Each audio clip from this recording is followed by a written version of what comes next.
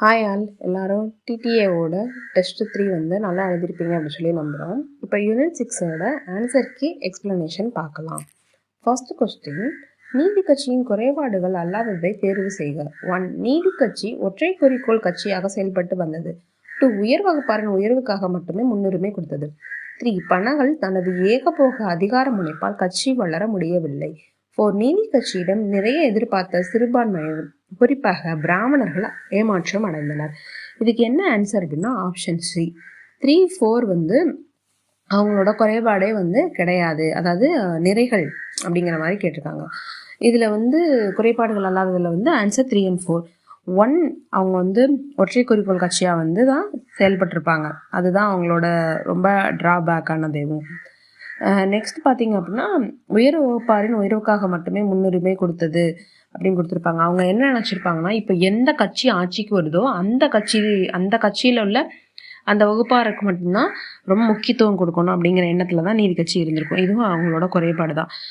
இதில் வந்து பணங்கள் தனது ஏகபோக அதிகார முனைப்புன்னு கொடுத்துருக்காங்க. இல்லை, ஒப்பிலி அரசர் தான் வந்து என்ன பண்ணியிருப்பார் அப்படின்னா ஒரு சர்வாதிகாரி மாதிரி ரூல் பண்ண நினச்சிருப்பாரு. எப்போ அப்படின்னா ஆஃப்டர் த ராமராயரிங்கரோட டெத்து 1928 வந்து ஒப்பிலியரசர் இருப்பார். அப்போ தான் வந்து என்ன பண்ணியிருப்பாங்க அப்படின்னா சுப்பராயனுக்கு வந்து சுயேட்சை வேட்பாளர் இருப்பார். இவங்க ரெண்டுத்துக்கிட்ட உள்கட்சி பூசல் வந்து என்ன ஆயிருக்கும், அவர் ஒப்பிலியரசர் வந்து ரொம்ப சர்வாதிகாரி மாதிரி இருப்பார். ஸோ சர்வாதிகார மாதிரி அந்த ஒப்பிலியரசர் தான் வந்து ஏகபோக அதிகார முனைப்பால் தான் கட்சி வளர முடியாமல் போகும். இன்னொன்று, நீதி கட்சிகிட்ட வந்து நிறைய சிறுபான்மையினர் மக்கள் வந்து எதிர்பார்ப்பாங்க. முக்கியமாக யார் அப்படின்னா ஆதி திராவிடர்கள். அவங்க தான் வந்து அவங்களுக்காண்டி நிறைய செய்வாங்க அப்படின்னு எதிர்பார்த்து வந்து என்ன பண்ணியிருப்பாங்கன்னா ஏமாந்து போயிருப்பாங்க. ஸோ இதில் வந்து இவங்க குறைபாட்டில் வந்து இந்த 3rd and 4th பாயிண்ட் வந்து ராங். ஆன்சர் என்ன அப்படின்னா ஆப்ஷன் சி. செகண்ட் கொஸ்டின் பொறுத்துக. 1. தேசிய சுதேச பொருளாதார திட்ட தீர்மானம், அடக்குமுறை சட்டத்திருத்த மசோதா, சத்தியமூர்த்தி சென்னை மாநகராட்சி மேயர், சுயராஜ்ய கட்சி. இந்த பக்கம் 1936, 1939, 1923, 1925. இதுக்கு என்ன ஆன்சர் அப்படின்னா ஆப்ஷன் சி 4, 1, 2, 3. ஃபர்ஸ்ட் வந்து சுயராஜ்ய கட்சி தான் வந்து சுதேச பொருள் திட்ட தீர்மானம் அப்படிங்கிறது 1925. இது வந்து யார் கொண்டு வந்திருப்பாங்க அப்படின்னா சத்தியமூர்த்தி அவங்க பீரியடில் தான் வந்து நடைபெற்றிருக்கும். அவர் தான் வந்து கொண்டு வந்திருப்பாரு. இதை வந்து நீதி கட்சியுமே ஏற்றுக்கிடுவாங்க. ஃபர்ஸ்ட் டைம் அரசியல் அமைப்பில் வந்து அந்த நீதி கட்சியோட அரசியல் அமைப்பில் சுயராஜ் அப்படிங்கிற வார்த்தையும் இதுக்கு பிறகு தான் ஏற்படுத்தும். அவங்க வந்து காங்கிரஸுக்கு எதிராக இருந்தாலும் இந்த மசோதாவை வந்து அவங்க என்ன பண்ணியிருப்பாங்க அப்படின்னா கொண்டு வந்திருப்பாங்க. நெக்ஸ்ட்டு அடக்குமுறை சட்டத்திருத்த மசோதா, இதுவும் சத்தியமூர்த்தி அவங்க பீரியடில் தான் 1939 பிப்ரவரி 20 வந்து இது கொண்டு வருவாங்க. இது என்ன அப்படின்னா அதாவது ஒருத்தவங்க நிலம் வச்சுருப்பாங்க அப்படின்னா அந்த நிலத்திலோட இதை வந்து அதிகாரத்தை வந்து கட்டுப்பாடு விதிக்கிறதுக்காண்டி நீதி கட்சி கொண்டு வருவாங்க. இது வந்து அந்த அடக்குமுறை சட்ட மசோதாங்கிறது வந்து நிலம் சம்மந்தமானது. நெக்ஸ்ட் சத்தியமூர்த்தி வந்து சென்னை மாநகராட்சி மேயராக எப்போ இருந்திருப்பார் அப்படின்னா 1939 நவம்பர் 6. நெக்ஸ்ட் சுயராஜ்ய கட்சி, இது நம்ம எல்லாருக்கும் தெரிஞ்சதான். 1923 யார் ஹெட்டாக இருந்திருப்பாங்க அப்படின்னா சித்தரஞ்சன் தாஸ், மோதிலால் நேரு, இவங்க 2 தான் ஸ்டார்ட் பண்ணுவாங்க. மோதிலால் நேரு வந்து பொதுச் செயலாளராக இருந்திருப்பாங்க. மெயினாக இது எதுக்காண்டி வந்து ஸ்டார்ட் பண்ணுவாங்க அப்படின்னா ஒத்துழையாமை இயக்கத்தின் போது சட்டமன்றத்தில் வந்து பிரிட்டிஷுக்கு எதிராக நம்ம போகணும் அப்படிங்கிற போது ஐஎன்சி வந்து பிரிஞ்சிடும். அதில் தான் வந்து சித்தரஞ்சன் தாஸும் மோதிலால் நேருவும் சேர்ந்து சுயராஜ்ய கட்சி ஸ்டார்ட் பண்ணுவாங்க. எப்போ அப்படின்னா 1923. இதுக்கு answer option C 4, 1, 2, 3. Third question, பின்வரும் கூற்றுகளுக்கு உரியவரை தேர்ந்தெடு. 1. பார்த்தசாரதி கோவில் உச்சியில் தேசிய கொடியை ஏற்றியவர். 2. காங்கிரஸ் பாராளுமன்ற கமிட்டியின் துணைத் தலைவராக இருந்தவர். 3. பிரிட்டிஷ் பாராளுமன்ற கூட்டுக்குழு கூட்டத்தில் கலந்து கொண்டவர். 4. இந்த பத்திரிகையில் நிருபராக பணியாற்றியவர். A. வெள்ளுடைவேந்தர், B. C. Subramaniam, C. Rajaji, D. வெள்ளிநாக்கு நாவலர். இதுக்கு வந்து ஆன்சர் என்ன அப்படின்னா டி. வெள்ளிநாக்கு நாவலர். நம்ம யாரை வெளிநாக்கு நாவலர் அப்படின்னு அழைப்போம்னா சத்தியமூர்த்தி தான். இது எப்போ சொல்லியிருப்பாங்க அப்படின்னா ஒத்துழையாமை இயக்கம், உப்பு சத்தியாகிரம், ஒத்துழையாமை இயக்கம், இந்த இதெல்லாம் வந்து ரொம்ப இது பண்ணி பேச்சு ஆற்றலை வெளிப்படுத்துனதுனால இவருக்கு வெளிநாக்கு நாவலர் அப்படிங்கிற வந்து பட்டம் கொடுத்துருப்பாங்க. பார்த்தசாரதி கோவிலில் வந்து எதுக்கு தேசிய கொடி ஏற்றுவார் அப்படின்னா பாரதியோட பாடல்களை தடை செஞ்சுருப்பாங்க. அதுக்காண்டி வந்து 1930 வந்து சென்னை பார்த்தசாரதி கோவிலில் வந்து தேசிய கொடி ஏற்றுவார். 2வது, காங்கிரஸ் கமிட்டி துணைத் தலைவராக எப்போ இருந்திருப்பாருன்னா 1934 வந்து இருந்திருப்பாரு. பிரிட்டிஷ் பாராளுமன்ற கூட்டுக்குழுத்தில் வந்து இவர் கலந்து கொண்டிருப்பாரு. உப்பு சத்தியாகிரகம் 1930 அந்த டயத்துல தான் வந்து இவர் என்ன இருப்பார் அப்படின்னா இந்து பத்திரிகையில வந்து நிருபரா பணியாற்றி இருப்பாரு. இவர் வந்து இந்து பத்திரிகை வந்து என்ன சொல்லியிருக்கோம் அப்படின்னா விடுதலை போராளி, மக்கள் உரிமை காவலர் இப்படிலாம் வந்து பாராட்டியிருப்பாங்க. ஸோ இதுக்கு வந்து answer option D. 4th question, சத்தியமூர்த்தியுடன் பொருந்தாதது எது எவை? ஏ மக்கள் உரிமை காவலர், பி இந்திய விடுதலை போராளி, சி மாற்றம் வேண்டாதோர் பிரிவை சேர்ந்தவர், டி பாரதியின் பாடல்களுக்கு போடப்பட்ட தடையை எதிர்த்தவர். இதுக்கு என்ன ஆன்சர் அப்படின்னா ஆப்ஷன் சி மாற்றம் வேண்டாதோர் பிரிவை சேர்ந்தவர். இதுல வந்து மாற்றம் வேண்டாதோர் பிரிவை ஏன் சேர்ந்தார் சொல்றோம் அப்படின்னா அவர் வந்து மாற்றம் வேணும் அப்படின்னு சொல்லி தான் என்ன பண்ணியிருப்பாரு அப்படின்னா சுயராஜ்ய கட்சி ஸ்டார்ட் பண்ணிருப்பாங்க. இப்போ பார்த்தோம்ல சித்தரஞ்சன் தாஸ், மோதிலால் நேரு இவங்க 2 பேர் கூட வந்து சேர்ந்து அந்த சட்டமன்ற தேர்தலையும் வெற்றி பெற்று என்ன பண்ணியிருப்பாரு அப்படின்னா ஒத்துழையாமை இயக்கத்தை வந்து ஸ்டார்ட் பண்ணணும், அதாவது கொண்டு வந்துடணும், நம்மளும் அதை பின்தொடரணும் அப்படிங்கிற மாதிரி கொண்டு வந்திருப்பாரு. ஸோ இது வந்து ஆன்சர் ஆப்ஷன் சி வந்து வராது. மற்ற ரெண்டும் நம்ம இப்போ பார்த்தோம். இந்து நியூஸ் பேப்பர் வந்து அவரை மக்கள் உரிமை காவலர், இந்திய விடுதலையின் போராளி அப்படின்லாம் வந்து சொல்கிறாங்க. பாரதியோட பாட்டை தடை செஞ்சதுக்காண்டி சட்டமன்றத்தில் ஒரு தீர்மானம் கொண்டு வருவாங்க. அதுக்காண்டி இவர் என்ன பண்ணியிருப்பார் அப்படின்னா 1930 பார்த்தசாரதி கோயிலில் வந்து உச்சியில் போய் கொடியேற்றுவார். ஸோ இதுக்கு answer option C. 5th question, சத்தியமூர்த்தியின் நம்பிக்கையுரிய சீடர் யார்? A Arcot Ramasamy, B Sarvepalli Radhakrishnan, C Kamarajar, D C Subramaniam. இதுக்கு வந்து ஆன்சர் என்ன அப்படின்னா ஆப்ஷன் சி காமராஜர். அவர் வந்து 1937 வந்து சட்டமன்ற தேர்தலுக்கு பிறகு காமராஜர் வந்து ரொம்ப நம்பிக்கையுரியராக மாறிடுவார். யாருக்காக அப்படின்னா சத்தியமூர்த்தியாக்காக. காமராஜர் வந்து தன்னோட குருவாகவும் என்ன பண்ணிடுவார் அப்படின்னா சத்தியமூர்த்தியை வந்து ஏற்றுக்க ஆரம்பிச்சிடுவார். ஸோ சத்தியமூர்த்தி நம்பிக்கையுரிய சீடர் யார் அப்படின்னா காமராஜர். இதுக்கு ஆப்ஷன் சி. 6th கொஸ்டின், கூற்று நீதி கட்சி அரசியலமைப்பில் சுயராஜ் என்ற வார்த்தையை இடம்பெற்றது. காரணம், நீதி கட்சியினர் துவக்க காலத்தில் அந்நிய ஆதிக்கத்தின் விசுவாசிகளாக இருந்தனர். இதுக்கு என்ன ஆன்சர் அப்படின்னா ஆப்ஷன் டி. ரெண்டுமே சரி, ஆனால் ஆர் வந்து ஏ விளக்கலை. நீதி கட்சி அமைப்பில் வந்து சுயராஜுங்கிற வார்த்தை எப்போ வரும் அப்படின்னா 1925 தேசிய சுதேச பொருள் தீர்மானம் கொண்டு வருவாங்கல்ல, அப்போதான் வந்து வரும். அதே மாதிரி அவங்க வந்து அந்நிய ஆதிக்கத்துக்கு வந்து ஆதரவாக தான் இருந்திருப்பாங்க. ஸோ இது 2 ஸ்டேட்மெண்ட்டு கரெக்டு. பட் வந்து சுயராஜ்யங்கிறது வந்து அதுக்காண்டி தான் கொண்டு வந்தாங்க அப்படிங்கிற மாதிரி சொல்ல முடியாது, அந்நியர்களுக்காண்டி தான். இந்த வார்த்தை வந்து எதுக்காக இடம்பெற்றிருக்கும் அப்படின்னா தேசிய சுதேச பொருள் தீர்மானம் அப்படின்னு சொல்லி 1925 கொண்டு வந்ததுக்கு தான் தான் இந்த சுயராஜ்யங்கிற பொருள் நீதி கட்சியோட அரசியலமைப்பில் இடம்பெற்றிருக்கும். ஸோ இரண்டும் சரி, ஆனால் ஆர்ஏஐ விளக்கவில்லை. 7th கொஸ்டின், 1917ஆம் ஆண்டு ஸ்பர்டாங்கில் நடைபெற்ற நீதி கட்சி கூட்டத்தின் நோக்கம்? ஏ பஞ்சமர்களின் நலனுக்காக, பி ஜாதி ஒழிப்பு நோக்கத்திற்காக, சி பிராமணர் அல்லாதவர்களுக்கு பொருந்தாது, டி இயக்கம் வேகமாக முன்னேற. இதுக்கு என்ன ஆன்சர் அப்படின்னா ஆப்ஷன் ஏ பஞ்சமர்களின் நலனுக்காக. ஜாதி ஒழிப்பு நோக்கத்திற்காக கிடையாது. அதே மாதிரி பிராமணர் அல்லாதவர்கள் பொருந்தாத கொடுத்துருக்காங்க. இல்லை, பிராமணர் அல்லாதவர்களுக்கும் பொருந்தும். அங்கே வந்து சென்னையில் 1917 வந்து நடக்கும்போது ஹெட்டாக யார் இருந்திருப்பா அப்படின்னா டிஎம் நாயர் அவங்க தான் இருந்திருப்பாங்க. அப்போ வந்து சில குறிப்பிட்ட சமூகத்தை சேர்ந்தவங்கள சிறுபான்மையினர் மக்களை என்ன பண்ணியிருப்பாங்க அப்படின்னா பிரிட்டிஷ் அரசாங்கம் வந்து ரொம்ப அவங்களுக்கு வந்து பொருளாதாரத்துலேயும் சரி கல்வி இதிலலாம் எதுவுமே தராமல் இருந்திருப்பாங்க. ஸோ அவங்களோட நலனுக்காக நம்ம எல்லாமே முயற்சி எடுக்கணும் அப்படிங்கிறத வந்து நீதி கட்சி கூட்டத்தில் பேசுவாங்க. ஸோ இதுக்கு வந்து ஆன்சர் ஆப்ஷன் ஏ பஞ்சமர்களின் நலனுக்காக. ஸ்பர்டாங் எங்கே இருக்குது அப்படின்னா சென்னை. 8th கொஸ்டின், அரசு மன்றங்களில் நுழைவது அரசுடன் ஒத்துப்போவதற்கல்ல, ஒத்துழையாமையை முன்னிறுத்தவே என்று கூறியவர் யார்? இது யார் அப்படின்னு option A Motilal Nehru and Chittaranjan Das, B M K Gandhi and Jawaharlal Nehru, C Lala Lajpat Rai and Gokhale, D Bharathi and வஉசி சிதம்பரனார்.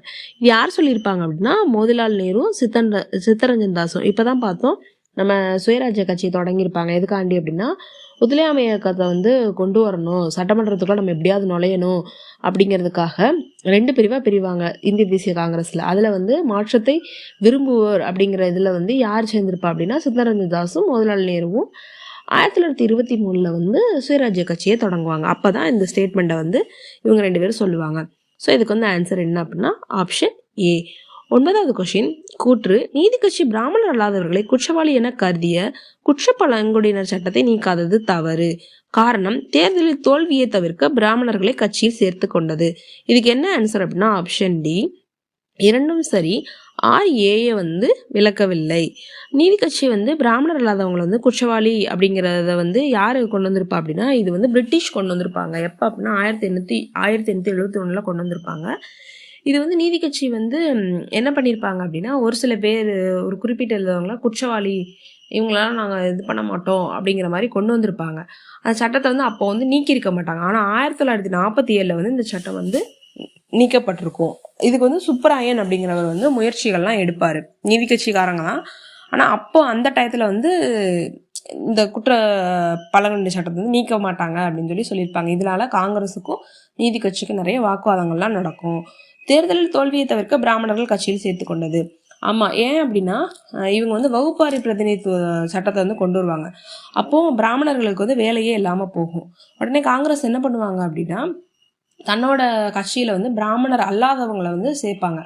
பிராமின்ஸாக இருப்பாங்க காங்கிரஸில், அப்புறம் நான் பிராமின்ஸையும் அவங்க இன்க்ளூட் பண்ணிடுவாங்க. ஸோ நமக்கும் தேர்தலில் தோல்வி வந்துருமோ அப்படிங்கிற பயத்தில் என்ன பண்ணிடுவாங்க அப்படின்னா நீதி கட்சி பிராமணர்களையும் சேர்த்துக்குவாங்க. இதுக்கு குற்றவாளி அப்படிங்கிறது கொண்டு வந்ததுக்கு காரணம் குற்ற பழங்குடியினர் சட்டத்தை நீக்காதது தான். தேர்தலில் தோல்வியை தவிர்க்கிறதுக்காண்டி பிராமணரை சேர்க்க மாட்டாங்க. ஸோ இதுக்கு கூற்று சரி, காரணமும் சரி. பட் ரெண்டும் ஆர் ஏயை விளக்கலை. பிராமணர் கட்சியில் சேர்த்தது குற்ற பழங்குடியினர் சட்டத்துக்காக கிடையாது. காங்கிரஸ் நான் பிராமின்ஸை சேர்த்ததுனால இவங்க சேர்த்திருப்பாங்க. ஸோ இதுக்கு answer option D. 10th question குற்ற பழங்குடியினர் சட்டம் ஆண்டு. A 1881, B 1871, C 1911, D 1891. இதுக்கு என்ன ஆன்சர் அப்படின்னா ஆப்ஷன் பி 1871. இது யார் கொண்டு வந்திருப்பா அப்படின்னா பிரிட்டிஷ் தான் கொண்டு வந்திருப்பாங்க. இதை 1947 இந்த சட்டத்தை நீக்கிடுவாங்க. இது எதுக்கு இந்த குற்ற பழங்குடியினர் சட்டம் அப்படின்னா என்ன அப்படின்னா ஒரு சில குறிப்பிட்ட சமூகத்தை சேர்ந்தவங்களை என்ன சொல்லிடுவாங்க அப்படின்னா இவங்க பரம்பரையாக குற்றவாளிகள் அப்படிங்கிற மாதிரி கொண்டு வந்துடுவாங்க. ஒரு சில குறிப்பிட்ட பழங்குடியின ஒரு சில குறிப்பிட்ட சமூகம் அந்த மாதிரி இருக்கிறவங்கள என்ன சொல்லுவாங்கன்னா நீங்கள் உங்கள் அதாவது அந்த பரம்பரையில் யார் இருந்தாலும் சரி, ஸ்டார்டிங்கில் உள்ளவங்கள இருந்து அவங்களோட குழந்தைங்க எல்லாரையுமே என்ன பண்ணி சொல்லிடுவாங்க அப்படின்னா பரம்பரை குற்றப்பரமையினர், நீங்கள் எல்லாருமே குற்றம் செய்கிறவங்க அப்படிங்கிற ஒரு முத்திரை குத்தி வச்சுருப்பாங்க. இதுதான் அந்த குற்ற பரம்பரை சட்டம். இதை 1947 ஜூன் 5 இதை நீக்கிடுவாங்க. இதை இது இருக்கக்கூடாது அப்படின்னு சொல்லி அப்போ யார் இருப்பாங்க அப்படின்னா சுப்பராயன் அவர் தான் இருப்பார். அவர் நீதி கட்சியை சேர்ந்தவர் தான். ஸோ இதுக்கு answer option B. 11th question 1919 ஆண்டின் இரட்டை ஆட்சியை நீதி கட்சி ஏற்றுக்கொண்டதன் முக்கிய அரசியல் கணிப்பு எது? A உடனடி மாகாண முழு சுயாட்சி, B பிராமணர் அல்லாதோருக்கான நிர்வாக அதிகார வாய்ப்பு, C புரட்சிகர தேசியவாதத்தின் பயம், D முழு சுயாட்சிக்கான பிரிட்டிஷ் வாக்குறுதி. இதுக்கு என்ன அப்படின்னா பிராமணர் அல்லாதோருக்கான நிர்வாக அதிகார வாய்ப்பு ஆப்ஷன் பி. ஏன் அப்படின்னா நான் பிராமின்ஸ்க்கு ஒரு பொலிட்டிக்கல் பவர் கிடைக்கும், அதே மாதிரி அவங்க அரசு அலுவலர் ஆவாங்க அப்படிங்கிறதுக்காண்டி தான் இரட்டை ஆட்சியை யார் ஏற்றுக்குவா அப்படின்னா நீதி கட்சி ஏற்றுக்கும். ஸோ இதுக்கு ஆன்சர் என்ன அப்படின்னா ஆப்ஷன் பி. 12th கொஸ்டின் கூற்று குறைந்தபட்ச கல்வி தகுதியுடைய பிராமணர் அல்லாதவர்களுக்கு வேலைவாய்ப்பு வழங்க வேண்டும் மற்றும் அனைத்து அரசு பணிகளும் நியமிக்கப்பட வேண்டும். காரணம் வகுப்புவாத பிரதிநிதித்துவ ஆணை 1927 நிறைவேற்றப்பட்டது. இதுக்கு என்ன ஆன்சர் அப்படின்னா ஆப்ஷன் டி. கூற்று மற்றும் காரணம் சரி, காரணம் என்பது கூற்றுக்கு சரியான விளக்கம் ஆகும். மிண்டோ பிரபு அவர் தான் என்ன கொண்டு வந்திருப்பார் அப்படின்னா வகுப்பாரி பிரதிநிதித்துவத்தை கொண்டு வந்திருப்பார். இது 1921 ஆணையை நிறைவேற்றிருப்பாங்க. இது அதுக்கு பிறகு சட்டமாக எப்போ மாற்றிருப்பாங்கன்னா 1928 வகுப்பாத பிரதிநிதித்துவத்தின் தந்தை அப்படின்னு சொல்லி மிண்டோ பிரபு சொல்கிறாங்க. இதில் என்ன பண்ணியிருப்பாங்க அப்படின்னா நான் பிராமின்ஸ்க்கு தான் மெயினாக வேலை வாய்ப்பு கொடுக்கணும், அவங்களுக்கு பொலிட்டிக்கல் பவர், அதாவது கவர்மெண்ட் ஜாப் கொடுக்கணும், அந்த மாதிரிலாம் சொல்லியிருப்பாங்க. ஸோ இதுக்கு கரெக்டு, காரணமும் கரெக்டு, கூற்றும் கரெக்டு, கூற்று காரணத்தை விளக்குகிறது. முக்கியமாக இது அரசு பணி யாருக்கு கொடுப்பாங்க அப்படின்னா நான் பிராமின்ஸ்க்கு. ஸோ இதுக்கு வந்து answer option D. 13th question, சரியான கூற்றுகளை கண்டறி. 1. டாக்டர் சுப்பராயன் முதலமைச்சராக நியமித்த ஆளுநர் கோசன். 2. டாக்டர் சுப்பராயன் முன்னாள் சுயராஜ்ய கட்சி பிரமுகர். 3. இவர் சுயராஜ்ய கட்சி நீதி கட்சி ஆதரவோடு ஆட்சி நடத்தினார். இதுக்கு வந்து என்ன ஆன்சர் அப்படின்னா ஆப்ஷன் சி. 1, 3 வந்து கரெக்டு.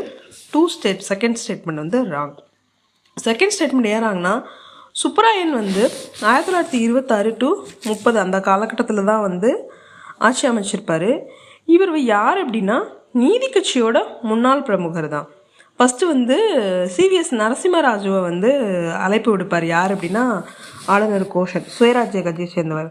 அவங்க வந்து நான் வந்து இல்லை நாங்கள் இருக்க மாட்டோம் அப்படின்னு சொல்லிடுவாங்க. அப்போது நீதி கட்சி வந்து என்ன ஆயிரும் அப்படின்னா அவங்களுக்கும் வந்து பெரும்பான்மை கிடையாது. எப்போ அப்படின்னா 1926.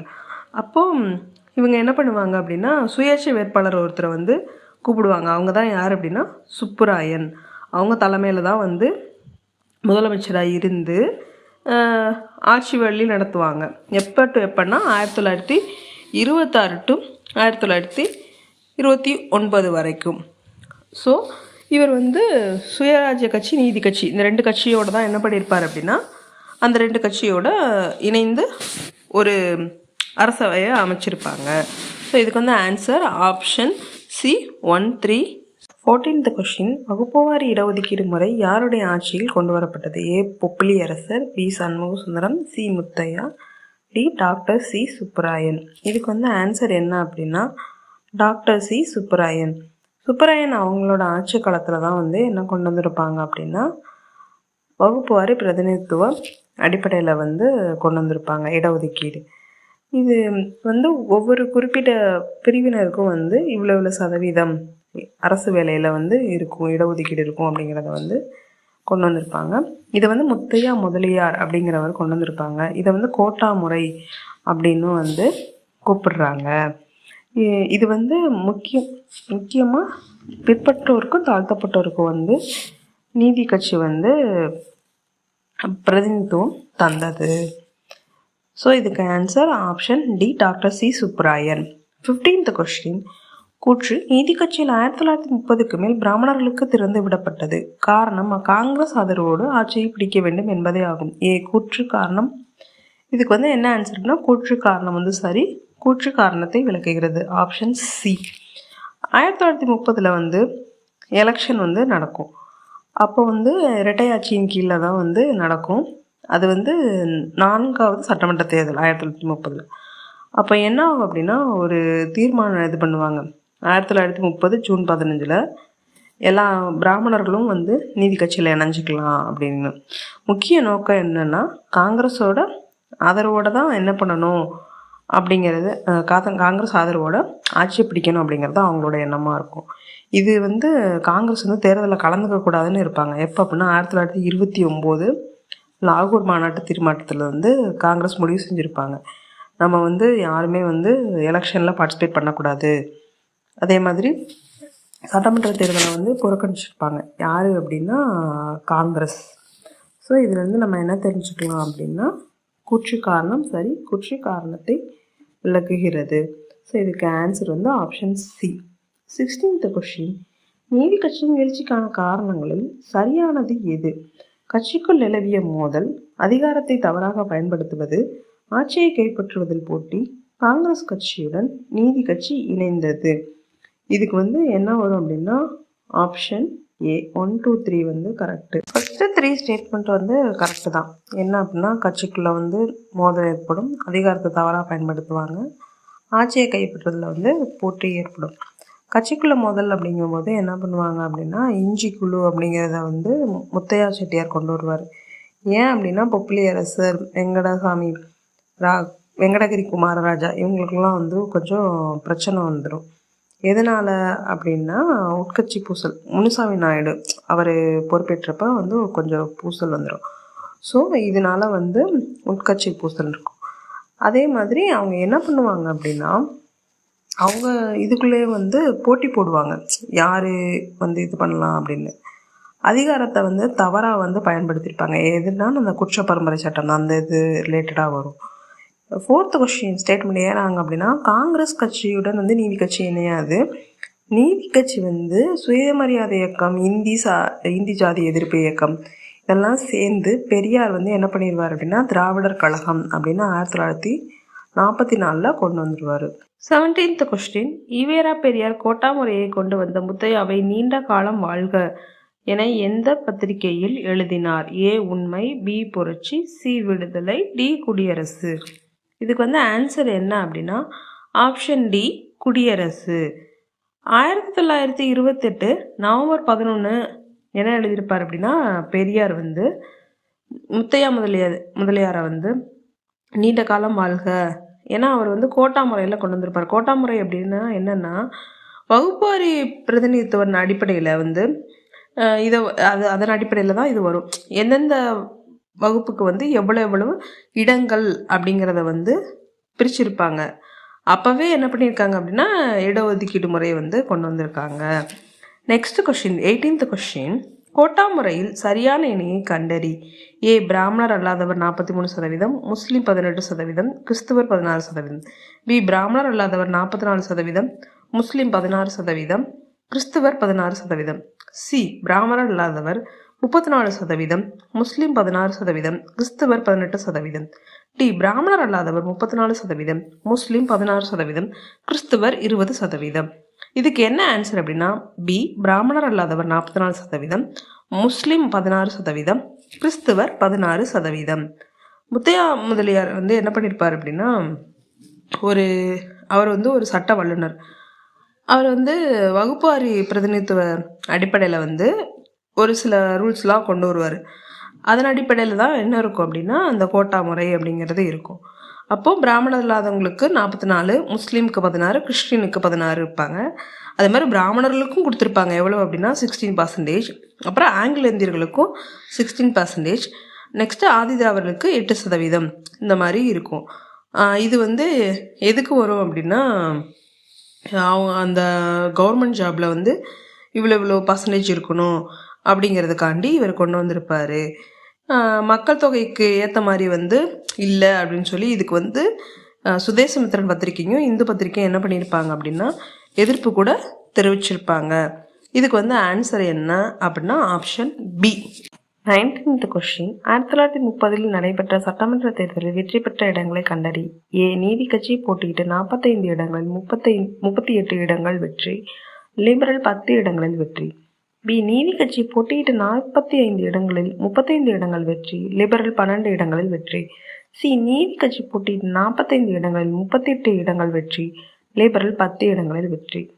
டி நீதி கட்சி போட்டியிட்டு 45 இடங்களில் 35 இடங்கள் வெற்றி, லிபரல் 10 இடங்களில் வெற்றி. இதுக்கு வந்து ஆன்சர் என்னன்னா ஆப்ஷன் டி. நீதி கட்சி வந்து 45 இடங்களில் 35 இடத்துலையும், லிபரல் வந்து 10 இடத்துலையும் வெற்றி பெற்றிருப்பாங்க. மொத்தம் வந்து 132 இடங்களுக்கு வந்து இடங்களில் 61 தொகுதியிலேருந்து 98 உறுப்பினர்களை வந்து தேர்ந்தெடுப்பாங்க. 98 இடத்துல 35 வேட்பாளர்களை தான் வந்து போட்டி இல்லாமலே வந்து தேர்ந்தெடுத்துருவாங்க. அன்அப்போஸ்ட் அப்படின்னு சொல்லுவாங்க. அந்த மாதிரி தேர்ந்தெடுப்பாங்க. சுயேட்சை தான் மீதி இருக்கிற இடத்துல வந்து சுயேட்சை வேட்பாளர்கள் வந்து வெற்றி பெற்றிருப்பாங்க. அதே மாதிரி இதில் சுயேட்சை கட்சி, அப்புறம் சுயேட்சை தேசிய கட்சி, லிபரல் கட்சி எல்லாம் சேர்ந்து தான் என்ன பண்ணியிருப்பாங்க அப்படின்னா 10 இடங்களை வந்து பெற்றிருப்பாங்க. இது எப்போ நடந்த தேர்தல் அப்படின்னா 1930 வந்து நடைபெற்ற சட்டமன்ற தேர்தல். ஸோ இதுக்கு வந்து answer option D. 20th question, தமிழக முதல்வர்களை தனித்து நிற்கும் ஒன்றை கண்டுபிடி. ஏ சுப்பராயலு, பி பனகல் அரசன், C Subbarayan, T M A Muthiah. இதில் வந்து ஆன்சர் என்னென்னா ஆப்ஷன் டி. எம்ஏ முத்தையாங்கிறவர் வந்து முதலமைச்சர் கிடையாது. 3 பேர் வந்து தமிழக முதல்வர்கள் தான். சுப்பராயலு வந்து 1920 to 21 அந்த காலகட்டத்தில் உள்ளவர். பனகல் அரசர் 1921 to 26 இந்த காலகட்டத்தில் ஆட்சி செஞ்சுருக்காரு. சுப்பராயன் அப்படிங்கிறவர் 1926 to 1930 இந்த காலகட்டத்தில் வந்து இது பண்ணியிருப்பார். எம்ஏ முத்தையா அவர் தான் வந்து இடஒதுக்கீடு அந்த கோட்டா முறை அப்படிங்கிறத வந்து சுப்பராயன் ஆட்சி காலத்தில் வந்து கொண்டு வந்திருப்பார். இவர் வந்து ஒரு சட்ட அமைச்சராக தவிர முதல்வர் இதில் வரமாட்டார். ஸோ இதுக்கு வந்து answer option D. 21st question, Bobbili அரசர் பற்றிய கருத்துக்களில் சரியானவற்றை தேர்ந்தெடுக்கவும். 1. மக்களின் நிலையை பற்றி கவலைப்படாமல் தனது ஜமீன்தார் ஆதரவு பொருளாதார கொள்கைக்கு தொடர்ந்து பின்பற்றினார். 2. நீதி கட்சியின் தேர்தல் வெற்றிக்கு ஊற்றுக்கண்ணாக இருந்த உள்ளாட்சி நிறுவன தலைவர்களை விரோதித்துக் கொண்டார். 3. ஜமீன்தாரி அல்லாத நிலப்பகுதியில் அதீதமான நிலவரியை குறைக்க விடாப்படியாக மறுத்துவிட்டார். 4. 1932 தஞ்சாவூரில் நடைபெற்ற மாகாண மாநாட்டில் கட்சி தலைவராக தேர்ந்தெடுக்கப்பட்டார். இதுக்கு என்ன ஸ்டேட்மெண்ட் கரெக்ட் அப்படின்னா எல்லாமே கரெக்ட். Option C. பொப்பிலி அரசர் என்ன பண்ணிடுவார் அப்படின்னா 1932 நவம்பர் 5 தஞ்சாவூரில் நடைபெற்ற கட்சி தலைவரை அப்போ தான் தேர்ந்தெடுப்பாங்க. அது எத்தனாவது மாநாடு அப்படின்னா 12வது மாநாடு. முனுசாமி நாயுடுக்கு பதிலாக பொப்பிலி அரசர் வருவார். இவருக்கு அதுக்கு பிறகு இவர் என்ன பண்ணிடுவார் அப்படின்னா முதலமைச்சராக 1932 நவம்பர் 5 முதலமைச்சராக தேர்ந்தெடுப்பார். இவர் என்ன பண்ணிடுவார் அப்படின்னா ஜமீன்தாரி கொள்கையை ரொம்ப பின்பற்றுவார். அது ஜமீன்தார் ஆதரவு பொருளாதார கொள்கைக்கு திருப்பி திருப்பி அதுக்கு ஆதரவு தெரிவிச்சுட்டே இருப்பார். அதுக்காக நிறைய சட்டங்களும் கொண்டு வந்திருப்பார். இன்னொன்று இவர் ரொம்ப சர்வாதிகாரி மாதிரி இது பண்ணுவார். அவர் என்ன நினைக்கிறாரோ அதை செஞ்சுக்கிட்டே இருப்பார். மக்கள் பற்றி கொஞ்சம் கூட கவலைப்பட்டிருக்க மாட்டார். இது நீதி கட்சியோட ஒரு வீழ்ச்சிக்கு இவரோட இதுவும் ஒரு காரணமாக இருக்கும். நீதி கட்சியில் தேர்தல் வெற்றிக்கு நிறைய பேர் உள்ளாட்சி தலைவர்கள் ரொம்ப பங்கு வச்சுருப்பாங்க. அவங்கக்கிட்டே என்ன பண்ணிடுவார் அப்படின்னா முரண்பாடாக நடந்துக்குவார். உள்ளாட்சி அமைப்புகளை சட்ட திருத்தம் கொண்டு வருவார். இதே மாதிரி தாலுகா போர்டில் கலைச்சிடுவார். ஒரு மாவட்டம் அவருக்கு பிடிக்கல அப்படின்னா அதை என்ன பண்ணிடுவார் அப்படின்னா 2ஆக கூட பிரிக்க முற்பட்டிருப்பார். ஜமீன்தாரி இல்லாத பகுதியிலலாம் என்ன பண்ணியிருப்பார் அப்படின்னா ரொம்ப நிலவரி போட்டிருப்பார். அதை குறைக்க சொல்லுவாங்க. அதையுமே அவர் என்ன பண்ணுவார் அப்படின்னா கேட்க மாட்டார். ஸோ இதுக்கு ஆன்சர் என்ன அப்படின்னா ஆப்ஷன் சி அனைத்தும் சரி. 22nd question. பின்வரும் கூற்றுகளுக்கு பொருத்தமானவரை தேர்ந்தெடுக்கவும். கூற்று 1. பொப்பிலி அரசாங்கத்துக்கு எதிராக நம்பிக்கையில்லா தீர்மானம் கொண்டு வந்தவர். கூற்று 2. நீதி கட்சியில் தலைமை கொறடாவாக இருந்தவர். A. RK. Shanmugam Chettiar. B. MA. Muthiah Chettiar. C. Arcot Ramasamy. D. Periyar. இதுக்கு என்ன ஆன்சர் அப்படின்னா option B MA. Muthiah Chettiar. Bobbili அரசருக்கு எதிராக என்ன பண்ணுவார் அப்படின்னா முத்தையா செட்டியார் நம்பிக்கையில்லா தீர்மானம் கொண்டு வர. ஏன் அப்படின்னா இவர் நீதி கட்சியில் தலைமை கொறடாவாக இருப்பார்.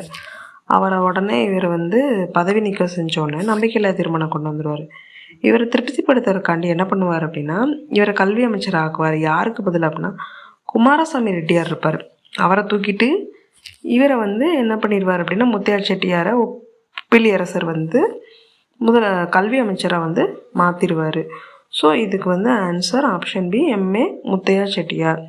23rd கொஸ்டின் பொறுத்துக. சிறுபான்மை அரசாங்கத்தின் முதல்வர் 1937 சட்டமன்ற தேர்தலில் வெற்றி.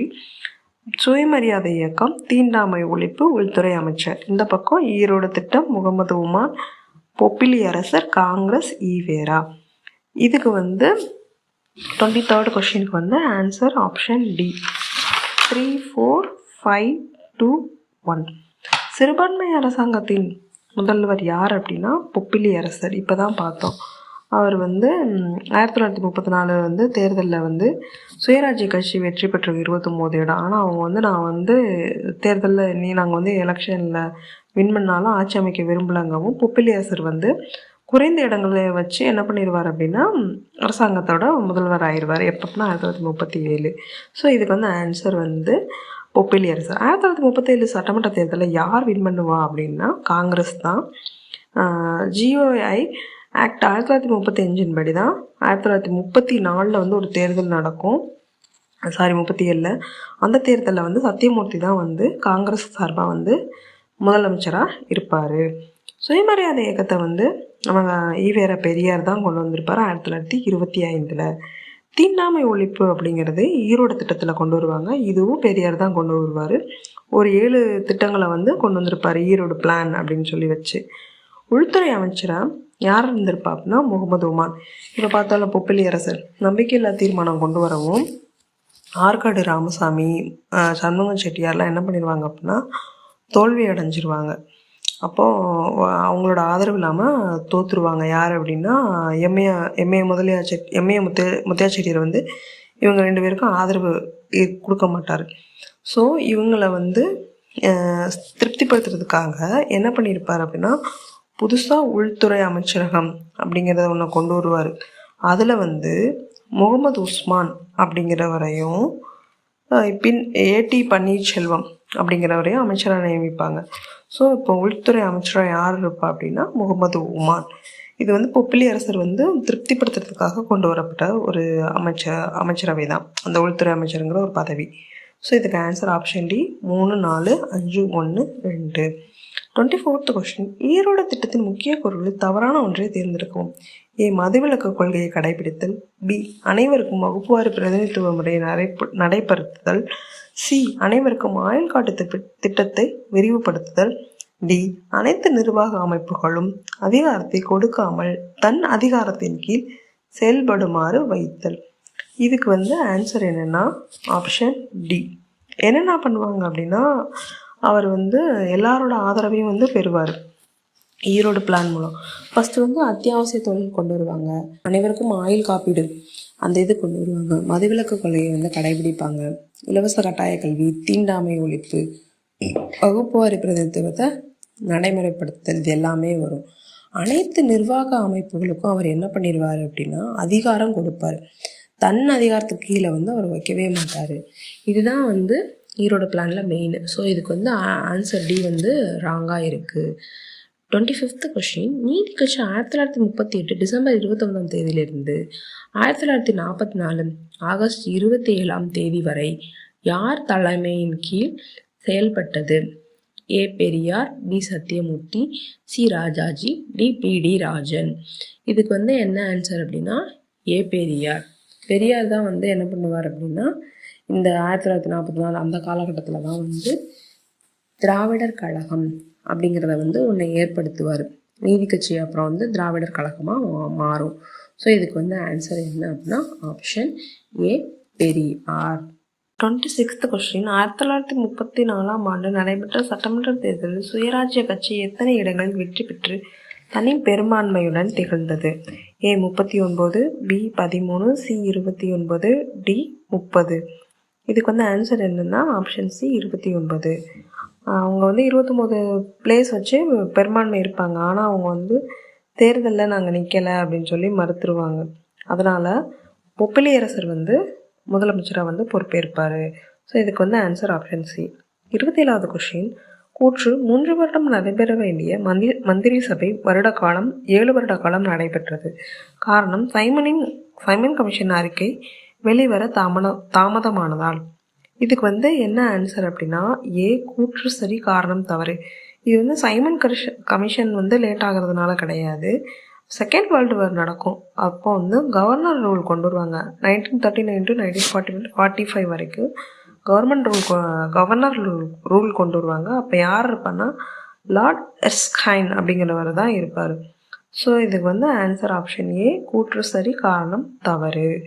28th question. 1930ஆம் ஆண்டு நீதி கட்சியின் புதிய அமைச்சரவையில் இடம்பெற்றவர்களில் பொருந்தாதவரை தேர்ந்தெடுக்கவும். A Munusamy Naidu, B PT. Rajan, C Bobbili அரசர், டி எஸ் குமாரசாமி ரெட்டி. இதுக்கு வந்து ஆன்சர் என்னன்னா ஆப்ஷன் சி பொப்பிலி அரசர். பொப்பிலி அரசர் வந்து என்ன பண்ணுவார் அப்படின்னா முனுசாமி நாயுடுக்கு அப்புறம் வந்து பதவி ஏற்பார் 1932.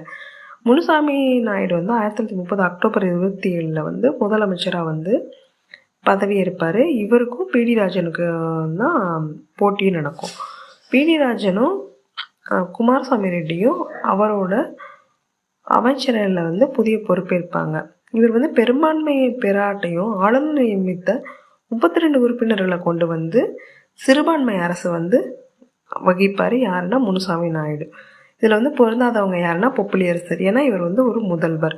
ஸோ இதுக்கு வந்து answer option C. 29th question. ஆதிகால ஆரியர்கள் தூங்கும்போது நுழைந்த திருடர்களை போன்றவர்கள் என்றும் அவர்களுடைய வாரிசுகளை பிராமணர்கள் என்றும் ஆரியர்களும் திராவிடர்களும் இருவேறு இனங்கள் என்றும் பகிரங்கமாக பேசியவர் யார்? A TM. Nair, B Sankaran Nair, C Natesan, D Periyar. இதுக்கு வந்து ஆன்சர் என்னன்னா ஆப்ஷன் ஏ டி.எம். நாயர். நீதி கட்சி வந்து பிராமணர்களுக்கு வந்து எதிரானதாக இருக்காது. அதாவது பிராமணர் அல்லாதவங்களுக்கு முக்கியத்துவம் கொடுக்கறதா தான் இருந்திருக்கும். இந்த மாதிரி இவர் பேசினாலும் வந்து பிராமணர் அல்லாதவங்களுக்கு வந்து முக்கியத்துவம் கொடுக்கறதா இருக்கும். பிராமணருக்கு வந்து எதிரி கிடையாது, அவங்களோட கொள்கைகளுக்கு தான் எதிரி. ஸோ இதுக்கு வந்து ஆன்சர் ஆப்ஷன் ஏ. 30th கொஸ்டின், நீதி கட்சியின் பிராமணர் கொள்கை தொடர்பான கூற்றுகளில் தவறானது எது? ஏ, நீதி கட்சி தொடங்கப்பட்ட போது கட்சி கூட்டங்களில் பிராமணர்கள் பார்வையாளர்களாக மட்டும் அனுமதிக்கப்பட்டனர். பி, 1926 தேர்தல் தோல்விக்கு பிறகு பிராமணர்களின் ஆதரவை பெற முயற்சி மேற்கொள்ளப்பட்டது. சி, 1929ஆம் ஆண்டு அக்டோபர் மாதம் நடைபெற்ற நீதி கட்சியின் செயற்குழு கூட்டத்தில் இது நிறைவேற்றப்பட்டது. டி, எதுவும் இல்லை. இதுக்கு வந்து ஆன்சர் என்ன அப்படின்னா டி, எதுவும் இல்லை. ஸ்டார்டிங்கில் வந்து என்ன பண்ணியிருப்பாங்க அப்படின்னா, நீதி கட்சி தொடங்கும் போது பிராமணர்கள் வந்து ஒரு பார்வையாளராக தான் வருவாங்க. அதே மாதிரி 1926 தோல்விக்கு பிறகு தான் என்ன பண்ணியிருப்பாங்க அப்படின்னா, அவங்களோட ஆதரவை பெறுறதுக்கு வந்து இவங்க முயற்சி செஞ்சுருப்பாங்க. இன்னொன்று, நீதி கட்சி வந்து 29ஆம் நடைபெற்ற செயற்குழு கூட்டத்தில் வந்து இதை கொண்டு வருவாங்க. நம்ம வந்து பிராமணர்களையும் சேர்த்துக்கணும், அப்போ தான் நம்ம வெற்றி பெற முடியும் அப்படிங்கிறது. ஸோ இதில் வந்து எல்லாமே கரெக்டு, இல்லை எதுவும் ராங் கிடையாது. 31 கொஸ்டின், நீதி கட்சியின் சாதனைகளை பொறுத்துக. 1, 1920, 1921, 22, 24. இந்த சைடு வந்து மணியார் தேர்வுக்குழு, சென்னை அரசு தொழில் உதவி சட்டம், பெண்களுக்கு வாக்குரிமை, மதிய உணவு திட்டம். இதுக்கு வந்து ஆன்சர் என்ன அப்படின்னா ஆப்ஷன் ஏ, 4321. 1920 அதில் தான் வந்து மிட் டே மீல் கொண்டு வருவாங்க. எங்கே அப்படின்னா சென்னையில். நீதி கட்சி தான் ஃபஸ்ட்டு ஸ்டார்ட் பண்ணுவாங்க. 1921 வந்து வாக்குரிமை, பெண்களுக்கு வந்து வாக்குரிமை ஃபஸ்ட்டு கொண்டு வர்றது வந்து, பெண்களுக்கான வாக்குரிமை கொண்டு வந்தது யார் அப்படின்னா நீதி கட்சி தான். அவங்க தான் வந்து 1921 தேர்தலில் வந்து பெண்களும் வாக்களிக்கலாம் அப்படிங்கிறத கொண்டு வருவாங்க. மொதல் வாக்களிக்க உரிமை கொடுத்தது யார் அப்படின்னா இவங்க தான். 1922 சென்னை அரசு தொழில் உதவி சட்டம் அப்படிங்கிறத வந்து கொண்டு வருவாங்க. இது எதுக்கு அப்படின்னா தொழிற்சாலைகளை வந்து முன்னுரிமை கொடுக்கறதுக்காக, அவங்களுக்கு வந்து ஹெல்ப் பண்ணணும் அப்படிங்கிறதுக்காக கொண்டு வரப்பட்டது. 1924 பணியாளர் தேர்வுக்குழு, இப்போ இருக்குல்ல நம்ம டிஎன்பிஎஸ்சி, அதுக்கு முன்னோடி யார் அப்படின்னா நீதி கட்சி, அவங்க கொண்டு வந்தது 1924 பணியாளர்கள் தேர்வுக்குழு. ஸோ இதுக்கு ஆன்சர் ஆப்ஷன் ஏ, 4321. 32nd கொஸ்டின், நீதி கட்சியின் ஆட்சியில் 1926ஆம் ஆண்டு கொண்டு வரப்பட்டதில் தவறானது எது? ஏ, இந்து சமய அறநிலையத்துறை சட்டம், பி, ஆந்திரா பல்கலைக்கழகம், சி, சிவஞானம் பிள்ளை குழுவின் பரிந்துரையின் அடிப்படையில் அண்ணாமலை பல்கலைக்கழகம் நிறுவப்பட்டது. டி, எதுவும் இல்லை. இதுக்கு வந்து ஆன்சர் என்ன அப்படின்னா டி வந்து எதுவுமே இல்லை. அதாவது எதுவுமே வந்து ராங் கிடையாது, எல்லாமே வந்து கொண்டு வந்திருப்பாங்க. இந்த அறநிலை சட்டம் வந்து 1925 தான் வந்து கொண்டு வந்திருப்பாங்க. அப்புறம் ஆந்திரா பல்கலைக்கழகம் 1926, சிவஞான பிள்ளை குழு பரிந்துரை அடிப்படையில் தான் அண்ணாமலை பல்கலைக்கழகம் 1929 கொண்டு வந்திருப்பாங்க. ஸோ 32nd கொஸ்டினுக்கு வந்து answer option D. 33rd question, காலவரிசைப்படுத்துக. 1, சென்னை நகர திட்டம். 2, முதலாவது வகுப்புவாரி இடஒதுக்கீடு சட்டம். 3, அண்ணாமலை பல்கலைக்கழகம். 4, டாக்டர் முத்துலட்சுமி சட்டமன்ற உறுப்பினர். 5, தேவதாசி முறை மசோதா. இதுக்கு வந்து என்ன ஆன்சர் அப்படின்னா 1, 2, 4, 3, 5. இதில் வந்து கொஞ்சம் இன்டர்சேஞ்சாக இருக்குது, அதை மட்டும் பார்த்துக்கோங்க. 1920 தான் சென்னை நகர திட்டம் அப்படிங்கிறத கொண்டு வருவாங்க. முதலாவது வகுப்புவாரி இடஒதுக்கீடு சட்டம் வந்து 1921. இதன்படி தான் என்ன பண்ணியிருப்பாங்க அப்படின்னா டாக்டர் முத்துலட்சுமி ரெட்டி வந்து முதல் சட்டமன்ற உறுப்பினர் இருப்பாங்க 1927. அதாவது எல்லா பெண்களும் வந்து வாக்களிக்கலாம், தேர்தலில் போட்டியிடலாம், அதன்படி தான் வந்து முத்துலட்சுமி ரெட்டி வருவாங்க. அடுத்து தான் 1929 அண்ணாமலை பல்கலைக்கழகம், 1930 தேவதாசி முறை மசோதா. இதுக்கு வந்து ஆன்சர் வந்து 1, 2, 4, 3, 5. இதில் வந்து சேஞ்ச் ஆகிருக்கு, அதை மட்டும் பார்த்துக்கோங்க. ஸோ இதுக்கு வந்து ஆன்சர் ஏல வந்து 4, 3, 5 வரும், அதை மட்டும் பார்த்துக்கோங்க. 34th கொஸ்டின், பிரிட்டிஷ் இந்தியாவில் சென்னை ராஜதானியில் மட்டுமே இரட்டை ஆட்சி வெற்றிகரமாக செயல்பட்டதாக கூறியவர் யார்? இதுக்கு வந்து ஆன்சர் என்ன அப்படின்னா ஆப்ஷன் ஏ, பாஸ்கரன். அவர் தான் வந்து என்ன சொல்லியிருப்பார் அப்படின்னா ராஜதானியில் மட்டும் இரட்டையாச்சு. ஏன்னா வந்து அங்கே வந்து மக்கள் வந்து நிறைய மக்கள் வந்து 40 மில்லியன் மக்கள் இருப்பாங்க. அதில் வந்து 54% வந்து வாக்குப்பதிவு ஆகிருக்கும், அதனால் அப்படி சொல்லியிருப்பாரு. ஸோ இதுக்கு ஆன்சர் ஆப்ஷன் ஏ. 35th கொஸ்டின், நீதி கட்சி நிலையான ஆட்சி தொடர்பான கூற்றுகளில் தவறானது எது? ஏ, மக்கள் நலத்துறைகளை நிர்வகிக்கும் அனுபவம் கிடைத்தது. பி, பெரும்பான்மை பெற்ற கட்சி தலைவரை ஆளுநர் அரசாங்கம் அமைக்கும். நடைமுறை உருவானது. அமைச்சரவை கூட்டு பொறுப்பு மற்றும் சட்டசபைக்கு அமைச்சரவை பொறுப்பானது போன்ற பிரிட்டிஷ் நடைமுறைகள் பின்பற்றன. டி எதுவும் இல்லை.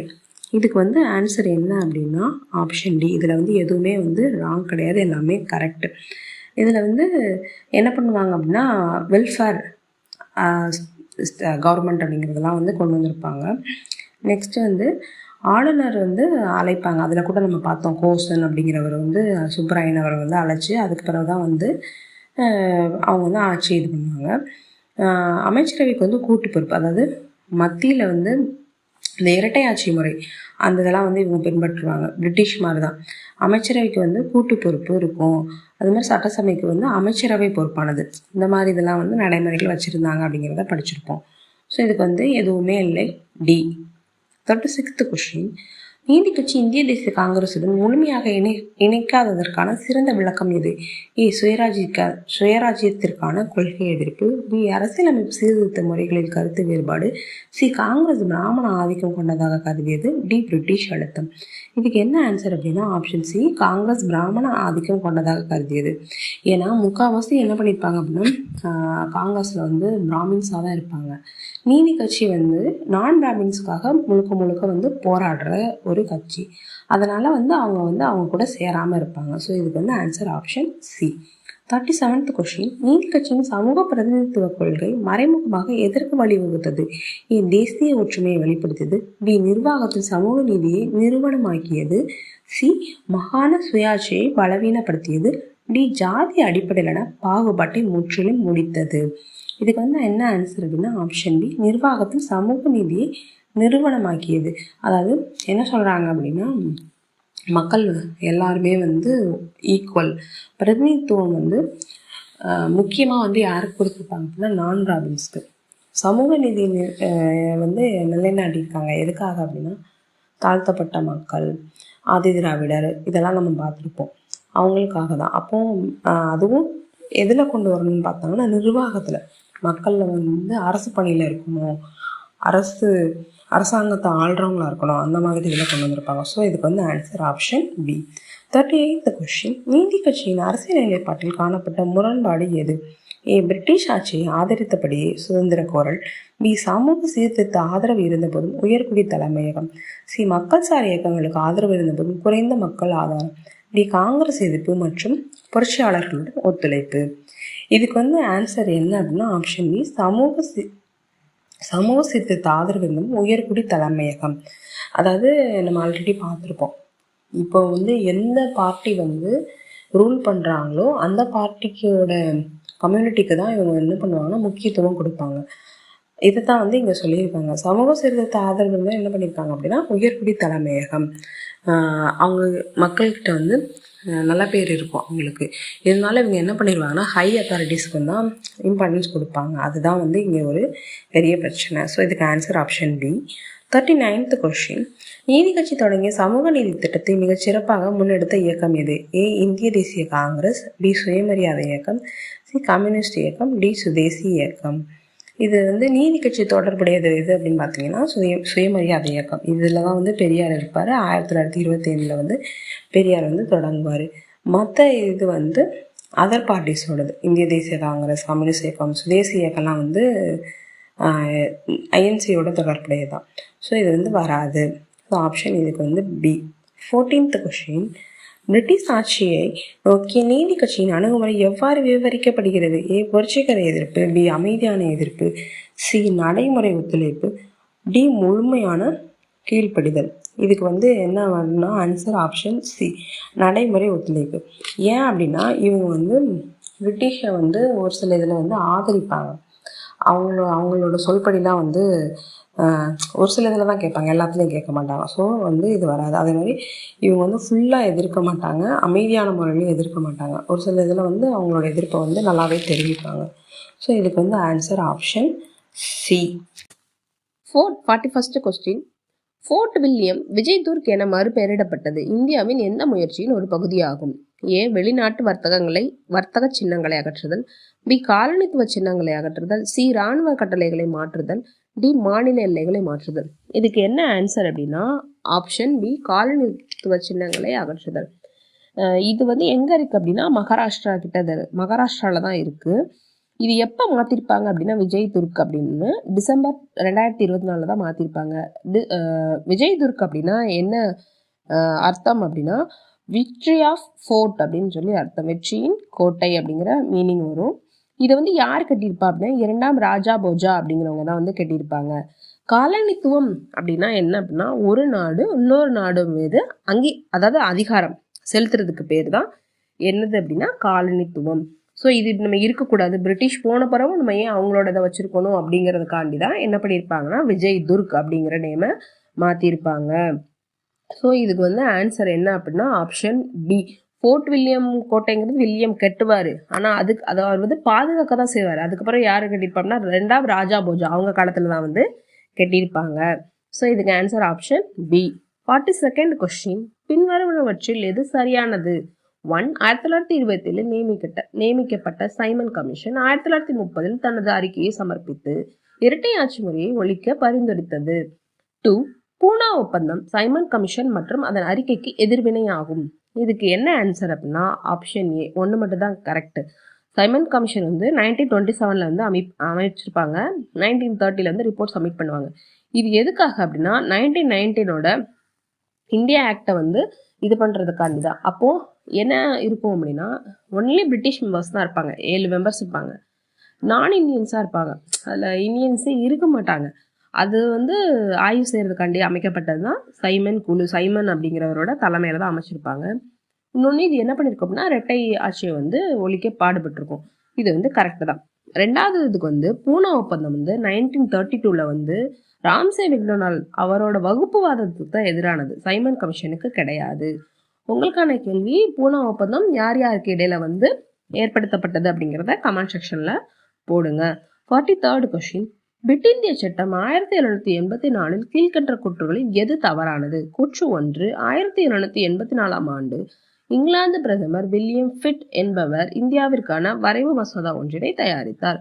கூற்று 2, வில்லியம் பிட் என்பவர் இங்கிலாந்தின் இளம் வயதில் பிரதமரானார். பிரதமராக பொறுப்பேற்ற போது அவரது வயது 23. கூற்று 3, 6 உறுப்பினர்களை கொண்ட கட்டுப்பாட்டு வாரியம் ஒன்று ஏற்படுத்தப்பட்டது. இவ்வுறுப்பினர்கள் இங்கிலாந்து அரசியால் நியமிக்கப்பட்டனர்.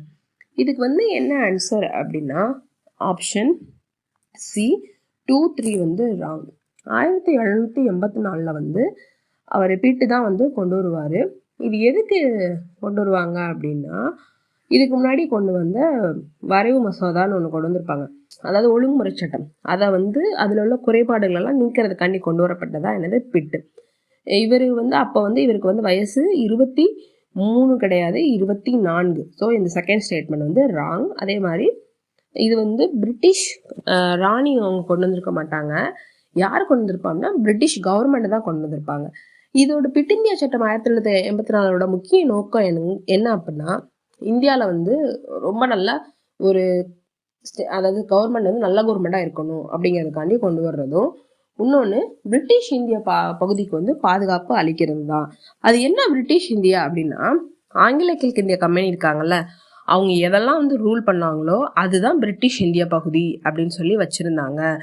இது அதே மாதிரி 6 உறுப்பினர்களை கொண்ட கட்டுப்பாட்டு வாரியம் தான் இருந்துச்சு, அது கரெக்ட் தான்.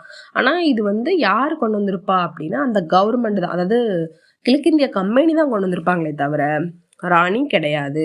ஸோ இதுக்கு வந்து answer option C. Second, third வந்து wrong, first one correct. 44th question, 1950 ஜனவரி 26 அன்று இந்தியாவின் துல்லியமான அரசியலமைப்பு நிலை என்ன? ஏ ஜனநாயக குடியரசு, பி இறையாண்மை கொண்ட ஜனநாயக குடியரசு, சி இறையாண்மை கொண்ட மதச்சார்பற்ற ஜனநாயக குடியரசு, டி இறையாண்மை கொண்ட சமதர்ம மதச்சார்பற்ற ஜனநாயக குடியரசு. இதுக்கு என்ன ஆன்சர் அப்படின்னா ஆப்ஷன் பி. 1976 42 அமெண்ட்மெண்ட் படினா என்ன கொண்டு வந்திருப்பாங்கன்னா மதச்சார்பற்ற, சமத்துவ, ஒருமைப்பாடு அப்படிங்கிற வார்த்தைகள்லாம் எமர்ஜென்சி பீரியடில் வந்து கொண்டு வந்திருப்பாங்க. ஸோ இதுக்கு வந்து என்ன வரும் அப்படின்னா இறையாண்மை கொண்ட ஜனநாயக குடியரசு தான் 1950 ஜனவரி 26, அதாவது நம்ம இந்தியா வந்து குடியரசு அடைஞ்சப்போ இந்த வார்த்தைகள்லாம் இருந்துச்சு. ஸோ இதுக்கு answer option B. 45th question, கீழ்கண்ட சட்டங்களில் எது முதன்முறையாக ஆளுநர் பொதுமன்ற சட்டமன்ற மற்றும் நிர்வாக அதிகாரங்களை பிரித்தது? ஏ 1773 ஆண்டின் ஒழுங்குமுறை சட்டம், பி 1833 ஆண்டின் சாசன சட்டம், சி 1853 ஆண்டின் சாசன சட்டம், டி 1919 ஆண்டின் இந்திய அரசு சட்டம். இதுக்கு என்ன ஆன்சர் அப்படின்னா ஆப்ஷன் சி. இது என்ன அப்படின்னா 1853 சார்ட்டர் ஆஃப் ஆக்ட் 1853. இதுதான் வந்து பிரிட்டிஷ் கவர்மெண்டோட லாஸ்ட் ஆக்ட். இது அதாவது லாஸ்ட் பட்டய சட்டம் அப்படின்னு சொல்லி சொல்லுவாங்க. இதுல இருந்து என்ன கொண்டு வருவாங்க அப்படின்னா பிரிட்டிஷ் அந்த கம்பெனி இருக்குல்ல, அவங்களுக்கு வந்து என்னென்ன அதிகாரம் உண்டோ அதை எல்லாத்தையும் என்ன பண்ணியிருப்பாங்க அப்படின்னா நீக்கிடுவாங்க. நீக்கிட்டு ஒரு பார்லிமெண்ட் மாதிரி கொண்டு வருவாங்க. அது வந்து குறிப்பிட்ட காலம்லாம் சொல்லலை. அந்த பார்லிமெண்ட் எவ்வளோ நாள் வரைக்கும் இருக்குமோ அவ்வளோ நாள் வரைக்கும் இருந்திருக்கலாம் அப்படின்னு சொல்லியிருப்பாங்க. இதுக்கு பிறகு தான் வந்து மெக்காலே குழு இதெல்லாம் வந்து இதில் தான் வரும். அது மாதிரி இதில் ஆளுநர் வந்து எத்தனை பேர் இருப்பாங்க அப்படின்னா அந்த குரூப்பில் 6 மெம்பர்ஸ் இருப்பாங்க. அதே மாதிரி அது வந்து சட்டமன்றம் வந்து உள்ளூரில் இருக்கிற மக்களுக்கும் வந்து அனுமதி கொடுத்தாங்க. 6 பேரில் 4 பேர் வந்து எங்கே இருப்பாங்க அப்படின்னா சென்னை, பம்பாய், வங்காளம், ஆக்ரா இந்த பகுதியிலலாம் வந்து நியமிக்கப்பட்டிருப்பாங்க. அதே மாதிரி வங்காள சட்டமன்றம் இந்திய சட்டமன்றமாக மாறலாம் அப்படின்னு சொல்லி இதில் தான் கொண்டு வந்திருப்பாங்க. ஸோ இந்த பட்டய சட்டம் வந்து கடைசி, அதாவது பிரிட்டிஷ் கவர்மெண்ட் இந்த ஆங்கில கிழக்கிந்திய கம்பெனியோட லாஸ்ட் சட்டம் வந்து என்னது இதுதான். இதுக்கு பிறகுதான் யார் வருவா அப்படின்னா இங்கிலாந்து அரசு வந்துடும். இது வந்து கம்பெனி ரூல் பண்ணுவாங்க. நெக்ஸ்ட் வந்து அந்த பிரிட்டிஷ் கவர்மெண்ட் வந்து ரூல் பண்ண ஆரம்பிக்கும். 46th கொஸ்டின், இந்திய கூட்டாட்சிக்கும் அமெரிக்க கூட்டாட்சிக்கும் இரண்டிற்கும் பொதுவான அம்சம் எது? ஏ ஒற்றை குடியுரிமை, பி இரட்டை நீதித்துறை, சி அரசியலமைப்பில் 3 பட்டியல்கள், டி அரசியலமைப்பை விளக்கும் கூட்டாட்சி நீதி உச்ச நீதிமன்றம். இதுக்கு என்ன ஆன்சர் அப்படின்னா ஆப்ஷன் டி அரசியலமைப்பை விளக்கும் கூட்டாட்சி உச்ச நீதிமன்றம். நம்ம அமெரிக்காவுக்கும் நம்ம இந்தியாவுக்கும் வந்து சேமாக தான் இருக்குது உச்ச நீதிமன்றம். அதாவது சேமாக இருக்குது மீன்ஸ் உச்ச நீதிமன்றம் தான். உச்ச நீதிமன்றத்துக்கு கீழே தான் வந்து என்ன இருக்குது அப்படின்னா ஹைகோர்ட், அதாவது உயர் நீதிமன்றங்கள் இருக்குது. அதுக்கு பிறகு லோயர் கோர்ட்ஸ் இருக்குது. இது ரெண்டுமே நம்ம இந்தியாலையும் அமெரிக்காலையும் சேமாக தான் இருக்கும். அதனால தான் இதுக்கு வந்து ஆப்ஷன் டி. அதே மாதிரி அமெரிக்காவில் வந்து இரட்டை குடியுரிமை ஒற்றை குடியுரிமை வராது, ஃபர்ஸ்ட் ஆப்ஷன் வராது. 2வது ஆப்ஷன் ஏன் வராது அப்படின்னா நம்ம இந்தியா வந்து இரட்டை நீதித்துறை, அதாவது ஒரு சில யூனியன் சிவில் சட்டம் இந்த மாதிரி இடத்துலலாம் வந்து ஒற்றை நீதிமன்றமும் இருக்குது, ஒருங்கிணைந்ததாகவும் இருக்குது. ஸோ அப்போ வந்து அதுவும் வராது. நம்ம இந்தியாவில் தான் வந்து 3 பட்டியல்கள், அமெரிக்காவில் வந்து அப்படி கிடையாது, லிஸ்ட்டு வந்து நிறைய இருக்கும். ஸோ இதுக்கு ஆப்ஷன் டி அரசியலமைப்பை விளக்கும் கூட்டாட்சி உச்ச நீதிமன்றம். 47th கொஸ்டின், சீக்கியர்கள், இந்திய கிறிஸ்தவர்கள் மற்றும் ஆங்கிலோ இந்தியர்களுக்கு சமூக பிரதிநிதித்துவ கொள்கையை விரிவுபடுத்திய சட்டம் எது? ஏ அரசு சட்டம் 1935, பி இந்திய கவுன்சில்கள் சட்டம் 1909, சி இந்திய அரசு சட்டம் 1919, டி சாசன சட்டம் 1833. இதுக்கு என்ன ஆன்சர் அப்படின்னா ஆப்ஷன் சி. இது எப்போ கொண்டு வந்திருப்பாங்க? ஆப்ஷன் சி இந்திய அரசு சட்டம் 1919. இது மாண்டேகு செம்ஸ்போர்ட் அவர் இருக்கார்ல, அவர் ஆட்சியின் கீழே வந்து அவர் கொண்டு வந்ததுக்குள்ள இரட்டை ஆட்சியின் கீழே தான் வந்து கொண்டு வந்திருப்பாங்க. இரட்டை ஆட்சி அப்படின்னா என்ன அப்படின்னா அதாவது மத்தியில் ஒன்று இருக்கும், மாநிலங்கள்லேயும் ஒன்று இருக்கும், 2 அவை இருக்கும். சட்டமன்றம் அப்படிங்கிறது வந்து எப்படி இருக்கும் அப்படின்னா மாநிலங்களவை, சட்டப்பேரவை அந்த மாதிரி 2 அவைகளில் கொண்டு இருக்கும். மத்தியில் வந்து இது வந்து ஆளுநர் கட்டுப்பாடு கீழே வந்து எப்படி இருக்கும் அப்படின்னா ஒதுக்கப்பட்ட துறைகள், மாற்றப்பட்ட துறைகள், இந்திய பிரதிநிதி துறைகள் அப்படிங்கிற வந்து டிவிஷனில் வந்து இருக்கும். அதன்படி என்ன பண்ணியிருப்பாங்க அப்படின்னா சீக்கியர்களுக்கு இவ்வளோ இது ஒதுக்கணும் அப்படின்னு கொண்டு வந்திருப்பாங்க. அதாவது சீக்கியர்களுக்கு, இந்திய கிறிஸ்தவர்கள், ஆங்கில இந்தியர்களுக்கு வந்து இவ்வளோ வந்து நம்ம இடஒதுக்கீடு பண்ணணும் அப்படின்னு கொண்டு வந்தது தான் என்னது அப்படின்னா இந்த இந்திய அரசு சட்டம் 1919. இது எதுக்கு கீழே வரும்னா மாண்டேகு செம்ஸ்போர்ட் அந்த இது கீழே தான் வரும். ஸோ இதுக்கு வந்து ஆன்சர் என்ன அப்படின்னா ஆப்ஷன் சி. 48th கொஸ்டின், 1765 ஆண்டில் கிழக்கிந்திய கம்பெனி வங்காளம், பீகார் மற்றும் ஒரிசாவில் திவானி உரிமைகளை பெற்றது. திவானி உரிமையின் அர்த்தம் என்ன? ஏ வருவாய் மீதான உரிமை மட்டுமே, பி சிவில் நீதியின் மீதான உரிமை மட்டும், சி வருவாய் மற்றும் சிவில் நீதி மீதான உரிமை மட்டும், டி வருவாய் உரிமை, குற்றவியல் நீதி மற்றும் சிவில் நீதி மட்டும். இதுக்கு என்ன ஆன்சர் அப்படின்னா ஆப்ஷன் சி, வருவாய் மற்றும் சிவில் நீதி மீதான உரிமை மற்றும். இது எதுக்கு கீழே கொண்டு வருவாங்க அப்படின்னா 1765ஆம் ஆண்டு உடன்படிக்கை பண்ணுவாங்க.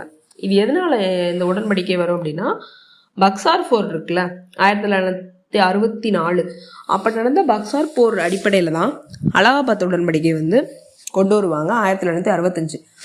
அதுக்கு கீழே வந்து என்ன பண்ணியிருப்பாங்க அப்படின்னா வருவாய், அதாவது நமக்கு வர்ற ரெவன்யூலாம் என்ன பண்ணணும், கலெக்ட் பண்ணி அதுக்கு வந்து நிர்வகிக்கணும் அப்படிங்கிறதுக்காண்டி கொண்டு வரப்பட்டது தான் என்னது அப்படின்னா அந்த திவானி அப்படிங்கிறதோட பொருள் என்ன அப்படின்னா ரெவன்யூவும் அப்புறம் நம்ம சிவில் நீதி அது தொடர்பான நீதிகளெல்லாம் என்ன பண்ணணும், நிர்வகிக்க ஒரு ஆள் வேணும். அதை கொண்டு வந்தது தான் என்னது அப்படின்னா இந்த திவானி அப்படிங்கிறதோட பொருள். இது எங்கெங்கே இருக்குது அப்படின்னு சொன்னால் பிரிட்டிஷ் அந்த கம்பெனி வந்து வங்காளம், பீகார், ஒரிசா இந்த இடத்துலலாம் வந்து வச்சுருந்தாங்க. ஸோ இதுக்கு வந்து ஆன்சர் ஆப்ஷன் சி. 48க்கு answer option C. 49th question, கீழ்கண்டவற்றை காலவரிசைப்படுத்துக. 1. தலைமை ஆளுநரின் ஆலோசனை குழு உறுப்பினர்களின் எண்ணிக்கை 4 3 குறைக்கப்பட்டது. 2. கிழக்கிந்திய கம்பெனியின் மேற்பார்வையானது மன்னரிடமிருந்து இங்கிலாந்து பாராளுமன்றத்திற்கு மாற்றப்பட்டது. 3. கட்டுப்பாட்டு விதிகள் என்று அழைக்கப்பட்டவை அனைத்தும் சட்டங்கள் என்று அழைக்கப்பட்டன. 4. கம்பெனியின் இராணுவ செலவிற்கு உச்ச வரம்பு நிர்ணயிக்கப்பட்டது. இதுக்கு என்ன ஆன்சர் அப்படின்னா ஆப்ஷன் ஏ 2143. இந்த 2வது இருக்குல்ல, கிழக்கிந்திய கம்பெனியின் மேற்பார்வையானது மன்னரிடம் இருந்து இங்கிலாந்து பாராளுமன்றத்திற்கு மாற்றப்பட்டது. இது என்ன அப்படின்னா ஒழுங்குமுறை சட்டம் 1773 அதில் கொண்டு வரப்பட்டது தான். இதுதான் முத வந்து என்ன பண்ணியிருப்பாங்க அப்படின்னா பிரிட்டிஷ் கம்பெனி வந்து கொண்டு வரப்பட்ட சட்டம் 1773. இதில் தான் வந்து சொல்லியிருப்பாங்க. இது எதுக்கு அப்படின்னா அதாவது ஒரு ரூல்ஸ் வேணும், இதெல்லாம் இருந்தால் நல்லாயிருக்கும் அப்படின்னு சொன்னாங்க. இன்னொன்று இதுதான் வந்து நம்ம இந்தியாவில் அரசியல் அமைப்புக்கு வந்து முதல் படி அப்படின்னு நம்ம எடுத்துக்கலாம். நெக்ஸ்ட்டு வந்து என்ன வரும் அப்படின்னா ஃபர்ஸ்ட் ஒன் வரும், தலைமை ஆளுநரின் ஆலோசனை குழு உறுப்பினர்களின் எண்ணிக்கை 4 3 குறைக்கப்பட்டது. இது என்ன சட்டம் அப்படின்னா 1984 பிட் அவர் கொண்டு வருவார்ல அந்த இந்திய சட்டம். இதை பற்றி நம்ம ஆல்ரெடி ப்ரீவியஸ் கொஸ்டினில் பார்த்தோம். நெக்ஸ்ட் வந்து என்ன வரும் அப்படின்னா 4th ஒன், கம்பெனியின் இராணுவ செலவிற்கு உச்ச வரம்பு நிர்ணயிக்கப்பட்டது. இதுக்கு வந்து என்ன அப்படின்னா பட்டய சட்டம் 1813. அப்போ என்ன பண்ணியிருப்பாங்க அப்படின்னா இராணுவத்துக்குன்னு ஒரு செலவு கொண்டு வரணும் அப்படின்னு கொண்டு வந்திருப்பாங்க. அதில் வந்து முக்கியமாக இந்திய வருமானத்தெல்லாம் எப்படி செலவிடணும் ஒரு ரூல்ஸ்லாம் அவங்க வச்சுருப்பாங்க. இது எவ்வளோ இயர் இருக்கும் அப்படின்னா 20 years இருக்கும் இந்த ரூல்ஸு, இந்த சட்டம் பட்டய சட்டம் அப்படிங்கிறது.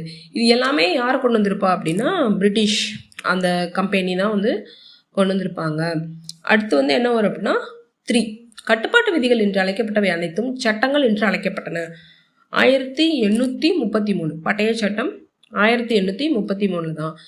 இதில் தான் வந்து மெக்காலே பிரபு அவங்க வந்து இருப்பார். அவர் தான் வந்து முதல் சட்டமன்ற உறுப்பினராகவும் இருப்பார். நெக்ஸ்ட்டு இதில் வந்து நிறையா கொண்டு வந்திருப்பாங்க.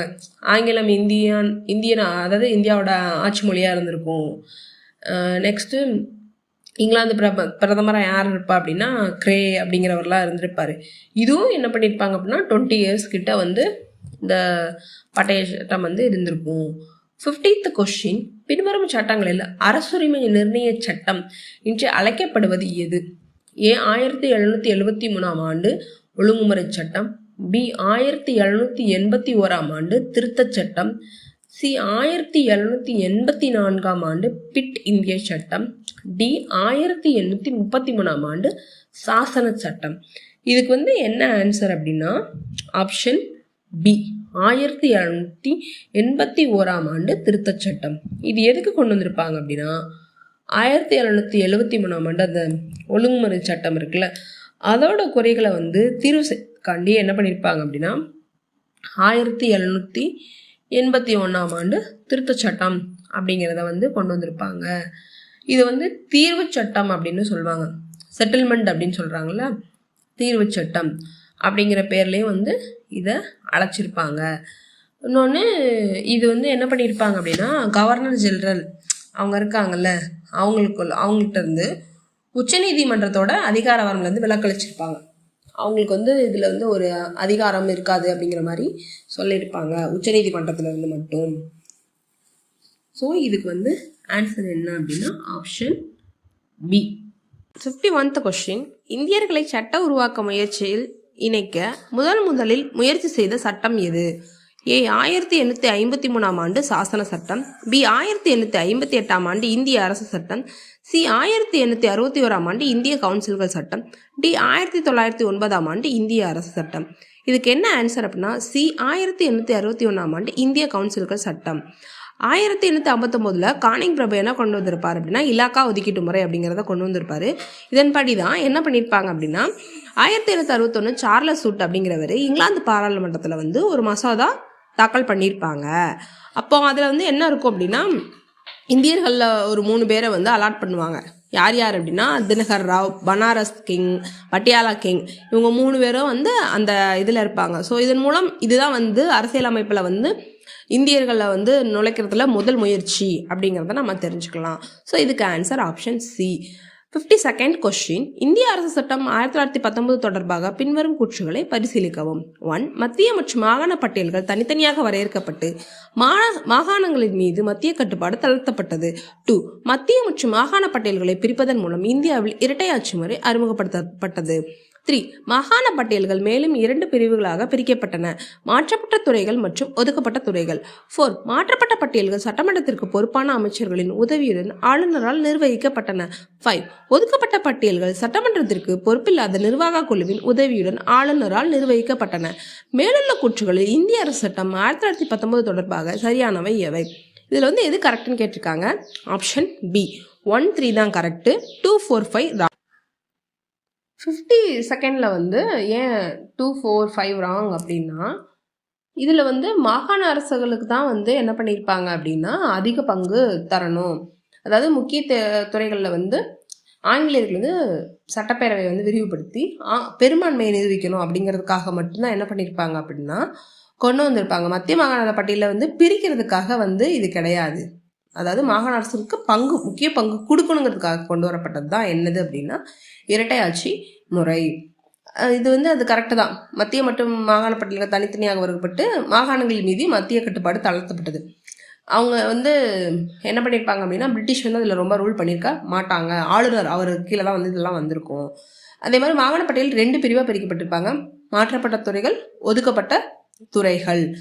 இதில் வந்து இது 3rd ஸ்டேட்மெண்ட் கரெக்ட் தான். 4th ஸ்டேட்மெண்ட் ஏன் ராங் அப்படின்னா மாற்றப்பட்ட பட்டியல்கள் வந்து சட்டமன்றத்திற்கு பொறுப்பான அமைச்சர்கள் உதவியுடன் ஆளுநரால் நிர்வகிக்கப்பட்டதுன்னு கொடுத்துருக்காங்க. இங்கே ஆளுநர் வரமாட்டார். யார் வருவா அப்படின்னா இந்திய பிரதிநிதி ஒருத்தங்க தான் கொண்டு வருவாங்க.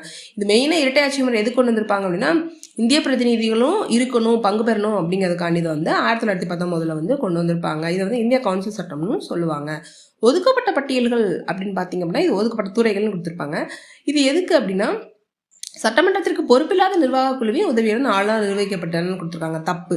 சட்டமன்றத்திற்கு உட்பட்டு ஆளுநரோட நேரடி கட்டுப்பாட்டில் வரும். சரியா? ஒதுக்கப்பட்ட பட்டியலுங்கிறது ஆளுநர் உதவியுடன் நேரடி கட்டுப்பாட்டின் கீழ் பொறுப்போடன் சட்டமன்றத்திற்கு பொறுப்போட நிர்வாக குழுவுக்கு தான் வரும். ஸோ இதில் வந்து ஆன்சர் என்ன அப்படின்னா ஆப்ஷன் பி 1, 3 தான் கரெக்ட், 2, 4, 5 ராங். 53rd கொஸ்டின், 1919ஆம் ஆண்டு இந்திய அரசு சட்டத்தின் கீழ் வழங்கப்பட்ட வரையறுக்கப்பட்ட வாக்குரிமை அடிப்படையாக இல்லாதது எது? ஏ கல்வி, பி சொத்து, சி வரி, டி பாலினம். இந்த ஸ்டேட்மெண்ட்டுக்கு வந்து இந்த கொஸ்டினுக்கு வந்து ஆன்சர் என்ன அப்படின்னா ஆப்ஷன் டி பாலினம். மற்ற 3 இருந்தால் என்ன பண்ணலாம் அப்படின்னா அவங்க வந்து அடிப்படையாக இருக்கணும். இதில் வந்து பாலினம் அப்படிங்கிறது அவங்க வந்து யாருனாலும் வாக்களிக்கலாம், பெண்களும் வாக்களிக்கலாம், ஆண்களும் வாக்களிக்கலாம் அப்படிங்கிற மாதிரி தான் வந்து அப்போ உள்ள சட்டங்கள் இருந்துச்சு. ஸோ ஆனால் கண்டிப்பாக என்ன பண்ணியிருக்கணும், அவங்க படிச்சிருக்கணும், சொத்து இருக்கணும், வரி செலுத்துகிறவங்களா இருக்கணும். அது 3 மெயினாக இருந்துச்சு. இந்த டயத்தில் தான் என்ன பண்ணியிருப்பாங்க அப்படின்னா தேர்தல் ஆணையம் வந்து முதல் தேர்தல் ஆணையம் வந்து கொண்டு வந்திருப்பாங்க. ஸோ இதுக்கு வந்து answer option D. 54th question, 120 உறுப்பினர்களை கொண்ட இளவரசர் மன்றம் என்ற அமைப்பு எந்த சட்டத்தின் மூலம் உருவாக்கப்பட்டது? ஏ 1919ஆம் ஆண்டு சட்டம், பி 1993ஆம் ஆண்டு சட்டம், சி 1909ஆம் ஆண்டு சட்டம், டி 1853ஆம் ஆண்டு சாசன சட்டம். இதுக்கு என்ன ஆன்சர் அப்படின்னா ஆப்ஷன் ஏ 1919ஆம் ஆண்டு சட்டம். 1919 மாண்டேக சென்ஸ் போர்டு அந்த இதுக்கு சட்டத்தின் விளைவாக என்ன பண்ணியிருப்பாங்க அப்படின்னா 1920 நரேந்திர மண்டல் அப்படிங்கிறவர் என்ன பண்ணியிருப்பாரு, ஒரு பிரிட்டிஷ் அரசாங்கத்துக்கு வந்து ஒரு இது வேணும். எங்க இருந்து அப்படின்னா சுதேச அரசுகளையும் பிரிட்டிஷ் அரசாங்கத்தையும் வந்து ஒருங்கிணைக்கிறதுக்கு, சுதேச அரசுகள் தன்னோட குறைகளெல்லாம் தீர்க்கிறதுக்காண்டி ஒரு மன்றம் அமைக்கணும்னு சொல்லியிருப்பாங்க. அதுதான் என்ன அப்படின்னா இளவரசர் மன்றம். இவங்க வந்து சொல்லுவாங்க, சுதேச அரசு போய் பிரிட்டிஷ்ட சொல்லுவாங்க, எங்களுக்கு இப்படிலாம் குறை இருக்கு, அது வந்து சொல்றதுக்கு ஒரு குழு மாதிரி வேணும். அதுதான் என்னது அப்படின்னா இளவரசர் மன்றம். அதுல எத்தனை பேர் இருப்பாங்க அப்படின்னா 120 பேர் இருப்பாங்க. ஸோ இதுக்கு ஆன்சர் ஆப்ஷன் ஏ, 1919ஆம் ஆண்டு சட்டம். 55வது கொஸ்டின், முதன்முறையாக மாகாண வரவு செலவு திட்டம் மத்திய வரவு செலவு திட்டத்திலிருந்து பிரிக்கப்பட்டது எந்த சட்டத்தின் மூலம்? ஏ 1892ஆம் ஆண்டு கவுன்சில்கள் சட்டம், பி 1909ஆம் ஆண்டு இந்திய அரசு சட்டம், சி 1919ஆம் ஆண்டு இந்திய அரசு சட்டம், டி 1935ஆம் ஆண்டு இந்திய அரசு சட்டம். இதுக்கு என்ன ஆன்சர் அப்படின்னா சி 1919ஆம் ஆண்டு இந்திய அரசு சட்டம். இதுல என்ன பண்ணியிருப்பாங்க அப்படின்னா அதாவது தன்னோட செலவு சொந்த செலவுல சொந்தமா வரவு செலவு திட்டம் வந்து ஏற்றுறதுக்கு அதிகாரம் கொண்டு வந்திருப்பாங்க. யாருக்கு அப்படின்னா மாகாண அரசுகளுக்கு. அதுக்கு முன்னாடி வரைக்கும் எப்படி இருந்திருப்பாங்க அப்படின்னா மத்திய அரசு தான். அதாவது 1919க்கு முன்னாடி வரைக்கும் மத்திய அரசு என்ன சொல்றாங்களோ அதை மட்டும் தான் இவங்க செய்வாங்க. யாரு? மாகாண அரசுகள். மாகாணம் அப்படின்னா நம்ம இப்ப இருக்க ஸ்டேட் மாதிரி தான். அப்போ அவங்க சொல்றதான் இவங்க கேட்கணும். அதுக்கு பிறகுதான் என்ன கொண்டு வந்திருப்பாங்க அப்படின்னா இல்ல நீங்களாவே சொந்தமா உங்களுக்கு வரவு செலவு வச்சுக்கலாம் அப்படிங்கிற மாதிரி எது கொண்டு வந்திருப்பாங்க அப்படின்னா இந்த 1919ஆம் ஆண்டு சட்டத்தின்படி கொண்டு வந்திருப்பாங்க. ஸோ 55th கொஸ்டினுக்கு answer option C. 56th question, இவற்றில் எது அரசுக்கு வழிகாட்டு நெறிமுறை கோட்பாடுகள் வகைப்பாட்டின் அடிப்படையில் ஒரு வகை அல்ல? ஏ சமதர்ம கொள்கைகள், பி காந்திய கொள்கைகள், சி தாராளவாத அறிவுசார் கொள்கைகள், டி முதலாளித்துவ கொள்கைகள். இதுக்கு என்ன ஆன்சர் அப்படின்னா ஆப்ஷன் டி முதலாளித்துவ கொள்கைகள். இது வந்து டிபிஎஸ்பின்னு சொல்லுவோம் அப்படிதானே. இது வந்து என்ன வருது அப்படின்னா என்ன பார்ட்டு கீழே வருதுன்னா பார்ட் 4 ஆர்டிகல் 36(1) to 51 வரைக்கும் வரும். இதுல 3 பார்ட்ஸ் இருக்கு. சமதர்ம, காந்திய கொள்கை, தாராளவாத, அறிவுசார் அப்படிங்கிற 3 டைப்ஸ் இருக்கு. முதலாளித்துவ அப்படிங்கிறது நம்ம இதுல வந்து எந்த ஒரு இடத்துலயுமே வந்து கிடையாது அரசியலமைப்புல. ஸோ ஆப்ஷன் டி வந்து ராங். முக்கியமா டிபிஎஸ்பில வந்து அப்படி ஒரு இதே கிடையாது. சமதர்ம கொள்கையில வந்து அடிப்படையில ஒரு 8 ஆர்டிகிள் வரும். அது மாதிரி காந்திய கொள்கை அடிப்படையில் ஒரு 8 ஆர்டிகிள்ஸ் வரும். தாராள கொள்கை அடிப்படையில் ஒரு 7 ஆர்டிகிள்ஸ் வரும். ஸோ இதுக்கு வந்து answer option D. 57th question, கூற்று அரசுக்கு வழிகாட்டு நெறிமுறை கோட்பாடுகள் நாட்டின் ஆட்சியில் அடிப்படையானவை. காரணம், இவை நீதிமன்றத்தில் அமல்படுத்த முடியாதவை ஆகும். எந்த நீதிமன்றத்தாலும் நிறைவேற்றப்பட முடியாதவை ஆகும். இதுக்கு என்ன ஆன்சர் அப்படின்னா ஆப்ஷன் பி. ஏ மற்றும் ஆர் இரண்டும் சரியானவை. ஆர் என்பது ஏவிற்கு சரியான விளக்கம் அல்ல. இதுக்கு வந்து ஏன் சரியான விளக்கம் அல்ல அப்படின்னு சொல்றாங்க அப்படின்னா கூற்று ஆர்டிகிள் 37 படி அரசுக்கு நெறிமுறை கோட்பாடும் நாட்டோட வந்து பேஸ் தான். ஆனா இது அதே மாதிரி இது வந்து எந்த ஒரு ஆர்டிகிள்ஸ் இந்த இப்போ கொண்டு வராங்கல்ல இதை வந்து எந்த ஒரு நீதிமன்றத்துக்கிட்டையும் போக முடியாது நம்ம. சரியா? அவங்க போய் நம்ம கேஸ் போட்டோ இதை வந்து நிறுத்த முடியாது. இது ரெண்டுமே கரெக்டு தான். ஆனா இதுல ஏன் வந்து ராங் அப்படின்னு சொல்றாங்க அப்படின்னா விளக்கலை அப்படின்னு சொல்றாங்க அப்படின்னா டிபிஎஸ்பியில வந்து ஒரு சில வந்து நியாயமே இல்லாத சிம்டம்ஸ்லாம் இருக்கு, அதாவது கூற்றுகள்லாம் இருக்கு. அதை வந்து அடிப்படையா வந்து நம்ம வச்சு சொல்ல முடியாது அப்படித்தானே. ஸோ அதனாலதான் வந்து இதை என்ன சொல்றாங்க அப்படின்னா இதுக்கு வந்து இந்த கூற்று வந்து இதை வந்து விளக்கலை. இப்போ ஃபார் எக்ஸாம்பிளுக்கு ஒருத்தவங்களுக்கு வந்து சரியான கூலி தரலை அப்படின்னா நம்ம வந்து என்ன பண்ண முடியாது, கோர்ட்ல வந்து அதை வந்து ஆதாரம் வேணும் அப்படிதான். இந்த கூலி தொழில் பார்க்குறவங்க கிட்டலாம் வந்து நம்ம போய் இது பண்ண முடியாது. ஸோ அது வந்து என்ன வரும் அப்படின்னா நீதிமன்றத்தை வந்து நிறைவேற்ற முடியாது. நீ வந்து கண்டிப்பாக பண்ணணும் அப்படிங்கிற ஒரு இது கொண்டு வர முடியாது. ஸோ இது வந்து என்ன அப்படின்னா இது வந்து இந்த கூற்றை வந்து விளக்கலை. So answer B. 58th question, எந்த நீதிக்கு உட்பட்டது மற்றும் நீதிக்கு அப்பாற்பட்டது என உரிமைகளை வகைகளாக பிரித்தது? ஏ சப்ரு குழு, பி பல்வந்த்ராய் குழு, சி புரலால் குழு, டி இவற்றில் எதுவும் இல்லை. இதுக்கு வந்து ஆன்சர் என்ன அப்படின்னா சப்ரு குழு. 1945 தான் வந்து சப்ரு என்ன பண்ணியிருப்பாரு அப்படின்னா நீதிக்கு உட்பட்டது நீதிக்கு அப்பாற்பட்டதுன்னு கொண்டு வருவாங்க. இதுல வந்து நீதிக்கு உட்பட்டது அப்படிங்கிறது என்ன வரும் அப்படின்னா அடிப்படை உரிமைகளையும், நீதிக்கு அப்பாற்பட்டது அப்படிங்கிறது வந்து டிபிஎஸ்பியையும் வந்து கொண்டு வந்திருப்பாங்க. ஸோ இதுக்கு வந்து ஆன்சர் ஏ. 59th கொஸ்டின், அடிப்படை உரிமைகள் மற்றும் அரசுக்கு வழிகாட்டு நெறிமுறைகள் கோட்பாடுகள் தொடர்பான பின்வரும் கூற்றுகளை கவனியுங்கள். 1. அடிப்படை உரிமைகள் நீதிக்கு உட்பட்டது, அதே சமயம் அரசுக்கு வழிகாட்டு நெறிமுறை கோட்பாடுகள் நீதிக்கு அப்பாற்பட்டது. 2. அடிப்படை உரிமைகள் அரசின் ஜனநாயகத்தை நிறுவுவதை நோக்கமாக கொண்டவை. அதே சமயம் அரசுக்கு வழிகாட்டும் நெறிமுறை கோட்பாடுகள் சமூக மற்றும் பொருளாதார ஜனநாயகத்தை நோக்கமாக கொண்டவை. 3. அடிப்படை உரிமைகள் அரசின் எதிர்மறை கடமைகள். அதே சமயம் அரசுக்கு வழிகாட்டும் நெறிமுறை கோட்பாடுகள் நேர்மறை கடமைகள். மேலே கொடுக்கப்பட்ட கூற்றுகளில் எவை சரியானவைன்னு கேட்டிருக்காங்க. இதுக்கு ஆன்சர் என்ன அப்படின்னா எல்லாமே கரெக்ட். ஆர்டிகிள் 32 படி தான் என்ன பண்ணியிருக்காங்க அப்படின்னா அடிப்படை உரிமைகள் நீதிக்கு உட்பட்டது அப்படின்னு சொல்லி சொல்றாங்க. அதே சமயம் வழிகாட்டு நெறிமுறை கோட்பாடுகள் நீதிக்கு அப்பாற்பட்டது. அதாவது வேற ஒன்றும் இல்லை, இதை அடிப்படை உரிமைகள் படி நம்ம கோர்ட்ல கேஸ் போடலாம். டிபிஎஸ்பி படி கோர்ட்ல கேஸ் போட முடியாது. ஜஸ்ட் அவங்க அது ஒரு லிசன் பண்ணிக்கலாம், அவ்வளவுதான். அந்த மாதிரி அதே மாதிரி அடிப்படை உரிமைகள் அரசியல் ஜனநாயகத்தை நிறுவுவதை நோக்கமாக கொண்டவை. அதே சமயம் அரசுக்கு வழிகாட்டு நெறிமுறை கோட்பாடுகள் சமூக பொருளாதார ஜனநாயகத்தை நோக்கமாக கொண்டவை. இதுக்கு என்ன அப்படின்னா ஆர்டிகிள் 43, 40, 43B, 46, 47, 48 இதெல்லாம் என்ன வரும் அப்படின்னா அந்த பொருளாதாரம் அந்த இதில் வரும். இப்போ எக்ஸாம்பிளுக்கு என்ன சொல்லலாம் அப்படின்னா நம்ம தொழிலாளர்களுக்கு நியாயமான கூலியை கொடுக்கணும், அதே மாதிரி அவங்களுக்கு தரமான வாழ்க்கையை செய்து கொடுக்கணும் அப்படிங்கிறத எடுத்துக்கலாம். இதுக்கு எக்ஸாம்பிள் இது ஆர்டிகிள் 43ல வரும். அதே மாதிரி குடிசை தொழிலை ஊக்கப்படுத்தணும். இதன் மூலம் என்ன எடுத்துக்கலாம்னா டிபிஎஸ்பி பொருளாதாரத்தில் ரொம்ப நோக்கமாக கொண்டிருக்கு அப்படிங்கிற எடுத்துக்கலாம். நெக்ஸ்ட் தேர்ட் ஒன்று என்ன சொல்லியிருக்காங்க, அடிப்படை உரிமைகள் அரசின் எதிர்மறை கடமைகள், அதே சமயம் அரசுக்கு வழிகாட்டு நெறிமுறை கோட்பாடுகள் நேர்மறை கடமைகள் அப்படின்னு சொல்லியிருக்காங்க. இது நான் இப்போ சொன்னேன்ல அதே தான். அதாவது அதை படி நம்ம ஒரு சில நேரத்தில் அரசாங்கத்தை அது கட்டுப்படுத்துது. இப்போ ஆர்டிகிள் 21 படி எல்லாருக்குமே நம்ம என்ன பண்ணணும் அப்படின்னா பாதுகாப்பு கொடுக்கணும் அப்படின்னு சொல்லியிருப்பாங்க.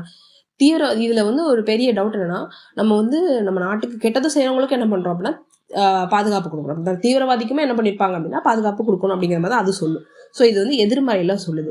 இது நேர்மறை அப்படின்னா இதை நீங்க இப்படிலாம் இருக்கணும் அப்படிங்கிற மாதிரி சொல்லுது. நேர்மறையா சொல்லும். அது எதிர்மறையா சொல்றதுதான் எதிர்மறை கடமைகள், வேற ஒன்றும் இல்லை. எதிர்மறை அப்படின்னா ஒரு வகையில எப்படி வரும் அப்படின்னா மறைமுகமா சொல்ற மாதிரியும் வரும். இது டைரக்டாவே அவங்களுக்கு சொல்லுது. அந்த மீனிங்ல நம்ம எடுத்துக்கலாம். ஸோ இதுக்கு ஆன்சர் என்ன அப்படின்னா all correct. Option D 1, 2, 3 correct. 60th question, இந்திய அரசியலமைப்பின் எந்த பகுதி மக்கள் நல அரசு என்னும் லட்சியத்தை அறிவிக்கிறது? ஏ அரசு நெறிமுறை கோட்பாடுகள், பி அடிப்படை உரிமைகள், சி முகப்புரை, டி 7வது அட்டவணை. இதுக்கு என்ன ஆன்சர் அப்படின்னா அரசு நெறிமுறை ஒருத்தும் கோட்பாடுகள். ஆர்டிகிள் 38 தான் என்ன சொல்லுது. ஆர்டிகிள் 38 படி ஒரு வெல்ஃபேர் இருக்கணும் அப்படின்னு சொல்லியிருக்காங்க. அந்த இது எப்படி இருக்கும் அப்படின்னா மக்களுக்கு தேவையான எல்லா அடிப்படை வசதிகளையும் செய்து கொடுக்கறதா இருக்கணும் அப்படின்னு சொல்லி நம்ம என்ன சொல்லியிருக்காங்க அப்படின்னா டிபிஎஸ்பியில சொல்லியிருக்காங்க. ஸோ இதுக்கு ஆன்சர் ஆப்ஷன் ஏ. 61th கொஸ்டின், கூட்டுறவு சங்கங்களின் வளர்ச்சி எந்த திருத்தத்தின் மூலம் திருத்தப்பட்டது? ஏ 97வது, பி 96வது, சி 98வது, டி 100வது. இதுக்கு என்ன ஆன்சர் அப்படின்னா ஆப்ஷன் ஏ 97வது. 97th அமெண்ட்மெண்ட் 2011 கொண்டு வந்திருப்பாங்க. இதில் ஆர்டிகிள் 43B வரும். என்ன சொல்லியிருப்பாங்க அப்படின்னா ஒரு கூட்டுறவு சங்கங்கள் இருக்கணும். அது செயல்படுறதுக்கு பொருளாதாரத்தில் முன்னேற்றத்துக்காண்டி அரசுகள் அவங்கள ஊக்குவிக்கணும் அந்த மாதிரிலாம் சொல்லியிருப்பாங்க. அப்புறம் 19C ஆர்டிகிள் இதுவும் என்ன அப்படின்னா சங்கம் அமைக்கலாம், தொழிற்சங்கம் அமைக்கலாம் அப்படிங்கிறது இந்த அடிப்படை உரிமைகளில் இது வரும். அதுவும் ஒரு இது தொடர்பானது, கூட்டுறவு சங்கங்கள் தொடர்பானது தான். ஸோ 61th ஆன்சர் ஆப்ஷன் ஏ. 62nd கொஸ்டின், இந்திய அரசியலமைப்பின் எந்த பிரிவில் சுற்றுச்சூழல், காடுகள் மற்றும் வனவிலங்கு பாதுகாப்பு குறிப்பிடப்பட்டுள்ளது? ஏ பிரிவு 48A, பி பிரிவு 39, சி பிரிவு 39A, டி பிரிவு 43A. இதுக்கு என்ன ஆன்சர் அப்படின்னா ஆப்ஷன் ஏ 48A. 1976 42 அமெண்ட்மெண்ட் படி தான் 48A ஆட் பண்ணியிருப்பாங்க. அதே மாதிரி 1986ல் சுற்றுச்சூழல் சட்டம் அப்படிங்கிற ஒன்றையும் கொண்டு வந்திருப்பாங்க. இந்த ஆர்டிகிள் படி தான் ஃபாரஸ்ட்ல இந்த மரம் வெட்டுறது, அப்புறம் வைல்டு அனிமல்ஸை ஹண்டிங் பண்ணுறது இதெல்லாம் தடை செய்யணும் அப்படிங்கிற மாதிரி கொண்டு வந்திருப்பாங்க. So option A. 63rd question, அரசுக்கு வழிகாட்டும் நெறிமுறை கோட்பாடுகளின் தவறான ஜோடிகளை தேர்ந்தெடுக்கவும். 1 ஏழைகளுக்கு இலவச சட்ட உதவி 42வது திருத்தம். 2 ஏற்றத்தாழ்வுகளை குறைத்தல் 44வது திருத்தம். 3 கூட்டுறவு சங்கங்கள் 86வது திருத்தம். 4 காடுகள் மற்றும் வனவிலங்குகளை பாதுகாத்தல் 97வது திருத்தம். இதில் என்ன கேட்டிருக்காங்க அப்படின்னா தவறானது கேட்டிருக்காங்க. 3, 4 ராங், ஆப்ஷன் சி. 1, 2 வந்து கரெக்டு.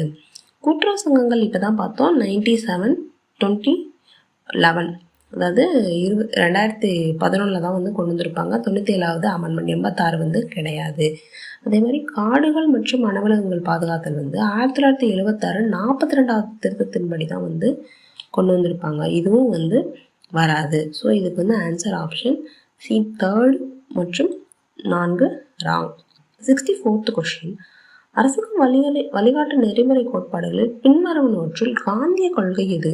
ஏ அனைத்து குடிமக்களும் ஒரே மாதிரியான சிவில் சட்டத்தை பெற. பி கிராமப்புறங்களில் தனியார் அல்லது கூட்டுறவு அடிப்படையில் குடிசை தொழில்களை மேம்படுத்த. சி மாநிலத்தின் பொது சேவையில் நிர்வாகத்திலிருந்து நிதித்துறையை பிரிக்க. டி சுற்றுச்சூழலை பாதுகாத்து மேம்படுத்தவும் காடுகள் மற்றும் வனவிலங்குகளை பாதுகாக்கவும். இதுக்கு வந்து ஆன்சர் என்னன்னா ஆப்ஷன் பி. காந்தின்னு வந்துட்டாலே என்ன இருந்துருவாங்க அப்படின்னா கிராமப்புறம் இருந்துருவாங்க. அப்போ கிராமப்புறங்களில் தனிநபர் அல்லது கூட்டுறவு அடிப்படையில் குடிசை தொழில்களை மேம்படுத்த. இதுக்கு வந்து என்ன வரும் அப்படின்னா article 43B.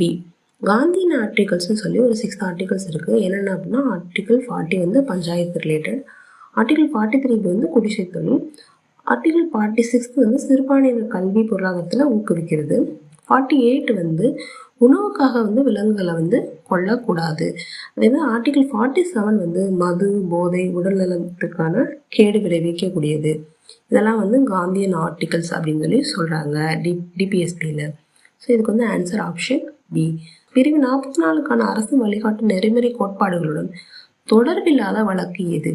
AK. Gopalan versus Madras மாநிலம் 1950. B Shaba Begum versus Mohammad Hamid Khan 1895. C Sarla Mudgal versus இந்திய ஒன்றியம் 1995. டி சாஸ்தா வங்கி விசஸ் இந்திய ஒன்றியம். இதுக்கு வந்து ஆன்சர் என்ன அப்படின்னா option A K. Gopalan versus Madras மாநிலம் 1950. இதில் ஏன் வந்து ஏ.கே. கோபாலன் விசஸ் மெட்ராஸ் மாநிலம் அந்த இது வந்து இதில் தொடர்பில்லாதது அப்படின்னா இது வந்து ஆர்டிகிள் 21(19) வரும். ஏ.கே. கோபாலன் அப்படிங்கிறது ஒரு கம்யூனிஸ்ட் தலைவர். இவரை வந்து கைது பண்ணிடுவாங்க. இது வந்து தன்னோட காவல் உரிமை வந்து பாதிக்கப்பட்டுருச்சு அப்படின்னு சொல்லி ஆர்டிகிள் 21 படி இவர் என்ன பண்ணுவார்னா கேஸ் போடுவார் 1915. அதுக்கு அப்போ தான் சொல்லுவாங்க உச்சநீதிமன்றம் இது வந்து ஒரு தவறு, ஆர்டிகிள் 21 படி நம்ம அவங்களுக்கு வந்து ஒரு பாதுகாப்பு உரிமை கொடுக்கணும் அப்படிங்கிற மாதிரி சொல்லியிருப்பாங்க. மற்ற 3 வந்து ஷபானா பேகம் விசஸ் முகமது அமீத் கான், சாரா முட்கல், சாஸ்தா வங்கி இந்த கேசஸ்லாம் வந்து ஆர்டிகிள் 44ஓட ரிலேட்டடாக ஆனது. அதாவது யூனிஃபார்ம் சிவில்ஸ் அந்த கோடு அந்த சட்டத்தோட வந்து தொடர்புடையது தான். ஷபானா பேகம் அந்த கேஸ் பார்த்தீங்க அப்படின்னா டெட் லெட்டர் அப்படின்னு சொல்லியிருப்பாங்க. அதாவது விவாகரத்து பெற்ற முஸ்லீம் பெண்ணுக்கு பாதுகாப்பு வழங்குதல் அந்த இதில் வரும். சாரா முட்கல் இந்த கேஸ் வந்து பாலிகாமி அது ரிலேட்டடாக வந்து வரும். சாஸ்தா வங்கி விசஸ் இந்திய ஒன்றியம் இது வந்து எது ரிலேட்டடாக வரும் அப்படின்னா தனிப்பட்ட, அதாவது வங்கிகள் தொடர்பான தனிப்பட்ட இதை வந்து பொதுவான வழக்குகள் அந்த ரிலேட்டடாக வரும். ஸோ இதுக்கு வந்து ஆன்சர் என்ன அப்படின்னா option A K. Gopalan versus Madras மாநிலம் அப்படிங்கிறது வந்து இதுக்கு ரிலேட்டடாக வந்து வராது. உங்களுக்கான ஒரு கேள்வி, ஆர்டிகிள் 1921 இந்த 2 ஆர்டிகிளும் எதன் கீழே வந்து வருது, எந்த பிரிவின் கீழ் வருது அப்படிங்கிறத கமெண்ட் செக்ஷனில் போடுங்க. Next question number 26. Swaran Singh committee பற்றிய கீழ்காணும் கூற்றுகளில் தவறானது எது? கூற்று 1, மத்தியில் காங்கிரஸ் ஆட்சியின் போது 1976 இந்த கமிட்டி அமைக்கப்பட்டது. கூற்று 2, ஸ்வரன் சிங் கமிட்டி 10 அடிப்படை கடமைகளை இணைக்க பரிந்துரைத்தது. அதில் 8 கடமைகள் ஏற்றுக்கொள்ளப்பட்டது. கூற்று 3, மக்கள் வரி செலுத்த வேண்டியது ஒரு அடிப்படை கடமை அல்ல என்று பரிந்துரைத்தது. இதுக்கான ஆன்சர் ஆப்ஷன் பி. கூற்று 2 மற்றும் 3. 2, 3ம் தவறான கூற்றுகள். முதல் கூற்று, மத்தியில் காங்கிரஸ் ஆட்சியின் போது தான் இந்த ஸ்வரன் சிங் கமிட்டி அமைச்சிருப்பாங்க. 1975 எமர்ஜென்சி பீரியட் அப்போது அன்னை இந்திரா காந்தி அவர்கள் தான் பிஎம்மாக இருந்திருப்பாங்க. ஸோ அவங்க தான் வந்து ஃபண்டமெண்டல் டியூட்டிஸ்ன்றது ஒரு கட்டாயமாக கான்ஸ்டியூஷனில் இணைக்கணும்னு சொல்லிட்டு ஸ்வரன் சிங் கமிட்டியை அமைச்சிருப்பாங்க. செகண்ட் ஒன் வந்து ஸ்வரன் சிங் கமிட்டி 10 அடிப்படை கடமைகளை இணைக்க பரிந்துரைத்தாங்கன்னு இருக்குது. 11 அடிப்படை கடமைகளை அவங்க ரெக்கமெண்ட் பண்ணியிருப்பாங்க. அதில் 8 தான் வந்து கவர்மெண்ட் அக்செப்ட் பண்ணியிருப்பாங்க. 11 அடிப்படை கடமைகளை இந்த 3 கடமைகள் என்னென்ன கவர்மெண்ட் ரிஜெக்ட் பண்ணாங்கன்னா, கடமையை செய்ய தவறுவோருக்கு அபராதமோ தண்டனையோ பாராளுமன்றம் வழங்கலாம்னு சொல்லியிருப்பாங்க. நெக்ஸ்ட் வந்து வரி செலுத்துவது மக்களின் அடிப்படை கடமைன்னு சொல்லியிருப்பாங்க. தேர்ட் ஒன் வந்து அடிப்படை உரிமையை மீறும் எந்த ஒரு செயலையும் எதிர்த்து நீதிமன்றத்தில் வழக்கு தொடர எந்த சட்டமும் அரசியல் அமைப்பில் இல்லைன்னு சொல்லியிருப்பாங்க. ஸோ இது மூணுமே வந்து கவர்மெண்ட் ஏற்றுக்கல, அந்த 8 மட்டும் தான் அக்செப்ட் பண்ணியிருப்பாங்க. தேர்ட் ஒன் வந்து மக்கள் வரி செலுத்த வேண்டியது ஒரு அடிப்படை கடமை அல்ல என்று பரிந்துரைத்ததுன்னு இருக்குது. அடிப்படை கடமை தான் சொல்லியிருப்பாங்க. கமிட்டி வந்து மக்கள் வரி செலுத்துவது அடிப்படை கடமை அப்படின்னு தான் சொல்லியிருப்பாங்க. ஸோ அந்த second and third statement falls. அதே மாதிரி இப்போ 10 அடிப்படை கடமைகள் வந்து 42nd அமெண்ட்மெண்ட் 1976 அது மூலியமாக தான் இணைச்சிருப்பாங்க. நமக்கு இப்போ இருக்கிறது 11 டியூட்டிஸ். அந்த 11th ஒன் எப்போ ஆட் பண்ணியிருப்பாங்கன்னா 86th அமெண்ட்மெண்ட் 2002ல் 86th அமெண்ட்மெண்ட் மூலியமாக தான் 11வது கடமை சேர்க்கப்பட்டிருக்கும். என்னென்னா 6 முதல் 14 வயது குழந்தைகளுக்கு கல்வி வாய்ப்பினை ஏற்படுத்துவது ஒரு அடிப்படை கடமை அப்படின்ட்டு 51A இந்த அடிப்படை கடமையை சேர்த்திருப்பாங்க. Next question number 27. அடிப்படை கடமைகள் பற்றிய சரியான கூற்றினை தேர்ந்தெடுக்கவும். கூற்று 1, அடிப்படை கடமைகளை நேரடியாக அமல்படுத்துவதற்கோ அல்லது அவற்றை மீறுவதை தடுக்க தண்டனை விதிப்பதற்கோ அரசியல் அமைப்பில் எந்த விதிமுறையும் இல்லை. கூற்று 2, கடமைகள் ஒரு குடிமகனுக்கு கட்டாயமானவை, அவற்றை நிறைவேற்ற அரசும் முயற்சி மேற்கொள்ள வேண்டும். கூற்று 3, அரசியல் அமைப்பின் 51A கட்டுரையில் உள்ள அடிப்படை கடமைகள் குடிமக்களுக்கு மட்டுமல்ல எல்லா நபர்களுக்கும் பொருந்தும். கூற்று 4, அவை நீதிமன்ற பரிசீலனைக்கு உட்பட்டவை. இதுக்கு ஆன்சர் பார்த்தீங்கன்னா ஆப்ஷன் சி, கூற்று 1 மற்றும் 2 தான் சரி. ஃபஸ்ட்டு 2 ஸ்டேட்மெண்ட்டுமே சரியானது தான். ஏன்னா அடிப்படை கடமைகளை நேரடியாக அமல்படுத்துவதற்கோ அல்லது அவற்றை மீறுவதை வந்து தண்டிப்பதற்கோ எந்த விதியும் அரசியலமைப்பில் கிடையாது. அதே மாதிரி கடமைகள்ன்றது ஒரு குடிமகனுக்கு ஆஸ் எ சிட்டிசன் கட்டாயமானது தான். அதை வந்து நிறைவேற்றுறதுக்கு கவர்மெண்ட்டும் சில ஸ்டெப்ஸ் எடுத்தாகணும். ஸோ அது ரெண்டுமே வந்து கரெக்ட் ஸ்டேட்மெண்ட் தான். இப்போ கான்ஸ்டியூஷனில் 51A தான் ஃபண்டமெண்டல் டியூட்டிஸ் இணைச்சிருப்பாங்க. அது வந்து ஒன்லி ஃபார் சிட்டிசன்ஸ்க்கு மட்டும்தான், எல்லா நபர்களுக்கும் பொருந்தும்னு இருக்குது, எல்லாருக்கும் கிடையாது, அது குடிமக்களுக்கு மட்டும்தான். அவை நீதிமன்ற ஃபோர்த் ஸ்டேட்மெண்ட் வந்து அவை நீதிமன்ற மறுபரிசீலனைக்கு உட்பட்டவை அப்படின்னு இருக்குது. அது வந்து ஜுடிஷியல் ரிவ்யூக்கு அப்பாற்பட்டது தான். அடிப்படை கடமைகளை நிறைவேற்றாத போது வழக்கு தொடர முடியாது நம்ம. ஸோ அப்போ அது வந்து நீதிமன்ற பரிசீலனைக்கு அப்பாற்பட்டவை. ஸோ அந்த ஸ்டேட்மெண்ட்டும் ராங் தான். ஸோ இதுக்கு ஆன்சர் வந்து ஆப்ஷன் சி, கூற்று 1 மற்றும் 2 சரி. Next question number 28. பொறுத்துக. ஃபண்டமெண்டல் டியூட்டிஸ் 51A ஏ பிரிவுலேருந்து கே வரைக்கும், அதாவது 11 ஃபண்டமெண்டல் டியூட்டிஸ் இருக்குன்றது நமக்கு தெரியும். அதில் ஒரு 4 மட்டும் இங்கே கொடுத்து அதுக்கான விளக்கங்கள் என்ன இருக்குன்றது கான்ஸ்டியூஷனில் இருக்குன்றத இங்கே மேட்ச் பண்ண சொல்லியிருக்காங்க. So first one article 51A B என்ன சொல்லுதுன்னா, சுதந்திர போராட்டத்தின் உயரிய லட்சியங்களை போற்றி வளர்த்தல் வேண்டும். சுதந்திர போராட்டத்தின் போது அவங்க ஃபாலோ பண்ண சில ரூல்ஸ் எல்லாத்தையுமே நம்ம வந்து அதையும் வந்து ரெஸ்பெக்ட் பண்ணி அதை வந்து கடைப்பிடிக்கணும் அப்படின்ற மாதிரி சொல்லியிருப்பாங்க. நெக்ஸ்ட் 51A இ என்ன சொல்கிறதுனா, சகோதரத்துவத்தை வளர்த்தல், பெண்களின் கண்ணியத்தை குறைக்கும் செயல்களை தவிர்த்தல். அதாவது ஹியூமனிட்டி, பிரதர்ஹுட் அதெல்லாம் வந்து நம்ம வளர்க்கணும். அதே மாதிரி பெண்களை வந்து இந்த ஈவ் டீசிங் அந்த மாதிரிலாம் இருக்கிறத வந்து தவிர்க்கணும். அந்த மாதிரி செயல்கள் எதுலேயும் ஈடுபடக்கூடாது அப்படிங்கிறது தான் ஈயில் சொல்லியிருக்காங்க. நெக்ஸ்ட் ஒன் ஆர்டிகிள் 51A டியில் என்ன சொல்லியிருக்காங்கன்னா, நமக்கு தேவைப்படும் போது நாட்டை பாதுகாக்க தேசிய சேவை செய்ய வேண்டும். நம்ம நாட்டுக்காக ஏதோ ஒரு சர்வீஸ் பண்ணணும் அப்படின்னும் போது தயங்காமல் ஹெசிடேட் பண்ணாமல் நம்ம வந்து சேவை செய்கிறது, சர்வீஸ் பண்ணுற மைண்ட் நமக்கு வந்து கண்டிப்பாக வேணும் அப்படிங்கிறது தான் ஈயில் சொல்லியிருக்காங்க. நெக்ஸ்ட் 51A ஜியில் என்ன சொல்லியிருக்காங்கன்னா, சுற்றுச்சூழலை பாதுகாக்கவும் மேம்படுத்தவும் வேண்டும். சுற்றுச்சூழலை பாதுகாக்கவும் மேம்படுத்தவும் வேண்டும்னா எல்லாமே நம்மளோட என்விரான்மெண்ட்டு, ஃபாரஸ்ட்டு எல்லா இடமுமே நம்மளை சுற்றி இருக்கிறத நம்ம வந்து பாதுகாக்கணும். எதுக்கு இந்த காட்டை அழிக்கிறது அதெல்லாம் வந்து செய்யக்கூடாது. அந்த மாதிரி நிறைய விஷயங்கள் நம்ம சுற்றுச்சூழலை எதெல்லாம் பாதிக்குதோ அதெல்லாம் செய்யாமல் அதுக்கு நம்ம இம்பார்ட்டன்ஸ் கொடுத்து பாதுகாக்கணும் அப்படிங்கிறது தான் 51A ஜியில் சொல்லியிருக்காங்க. ஸோ இந்த கொஷினுக்கான ஆன்சர் ஆப்ஷன் சி 3, 4, 2, 1.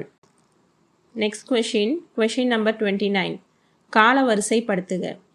மக்கள் பிரதிநிதித்துவ சட்டம், இந்திய தண்டனை சட்டம், தேசிய மரியாதை சட்டம், சுற்றுச்சூழல் பாதுகாப்பு சட்டம், சட்டவிரோத நடவடிக்கை தடுப்புச் சட்டம். இங்கே சில ஆக்ட்ஸ் கொடுத்துருக்காங்க.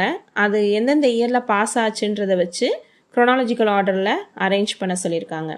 1999 வர்மா கமிட்டின்னு ஒன்று அமைச்சிருப்பாங்க, கவர்மெண்ட் அமைச்சிருப்பாங்க. அது எதுக்குன்னா அடிப்படை கடமைகளை வந்து மக்களிடையே அவங்களுக்கு வந்து ஒரு அவேர்னஸ் வந்து கல்வி மூலமாக கொண்டு செல்லணும், அதுக்கான வழிகள் என்னன்றதை ஆராயறதுக்காக தான் இந்த வர்மா கமிட்டியை அமைச்சிருப்பாங்க. அப்போ அந்த வர்மா கமிட்டியில் அடிப்படை கடமைகளை செயல்படுத்துறதுக்கு சில சட்ட விதிகள் இருக்குது அப்படின்றத உறுதிப்படுத்தியிருப்பாங்க. அதில் சில சட்டங்கள் தான் இங்கே கொடுத்துருக்காங்க. இதில் வந்து ஃபஸ்ட்டு பார்த்தீங்கன்னா இந்திய தண்டனை சட்டம் தான் ஃபஸ்ட்டு, இயர் வந்து 1860.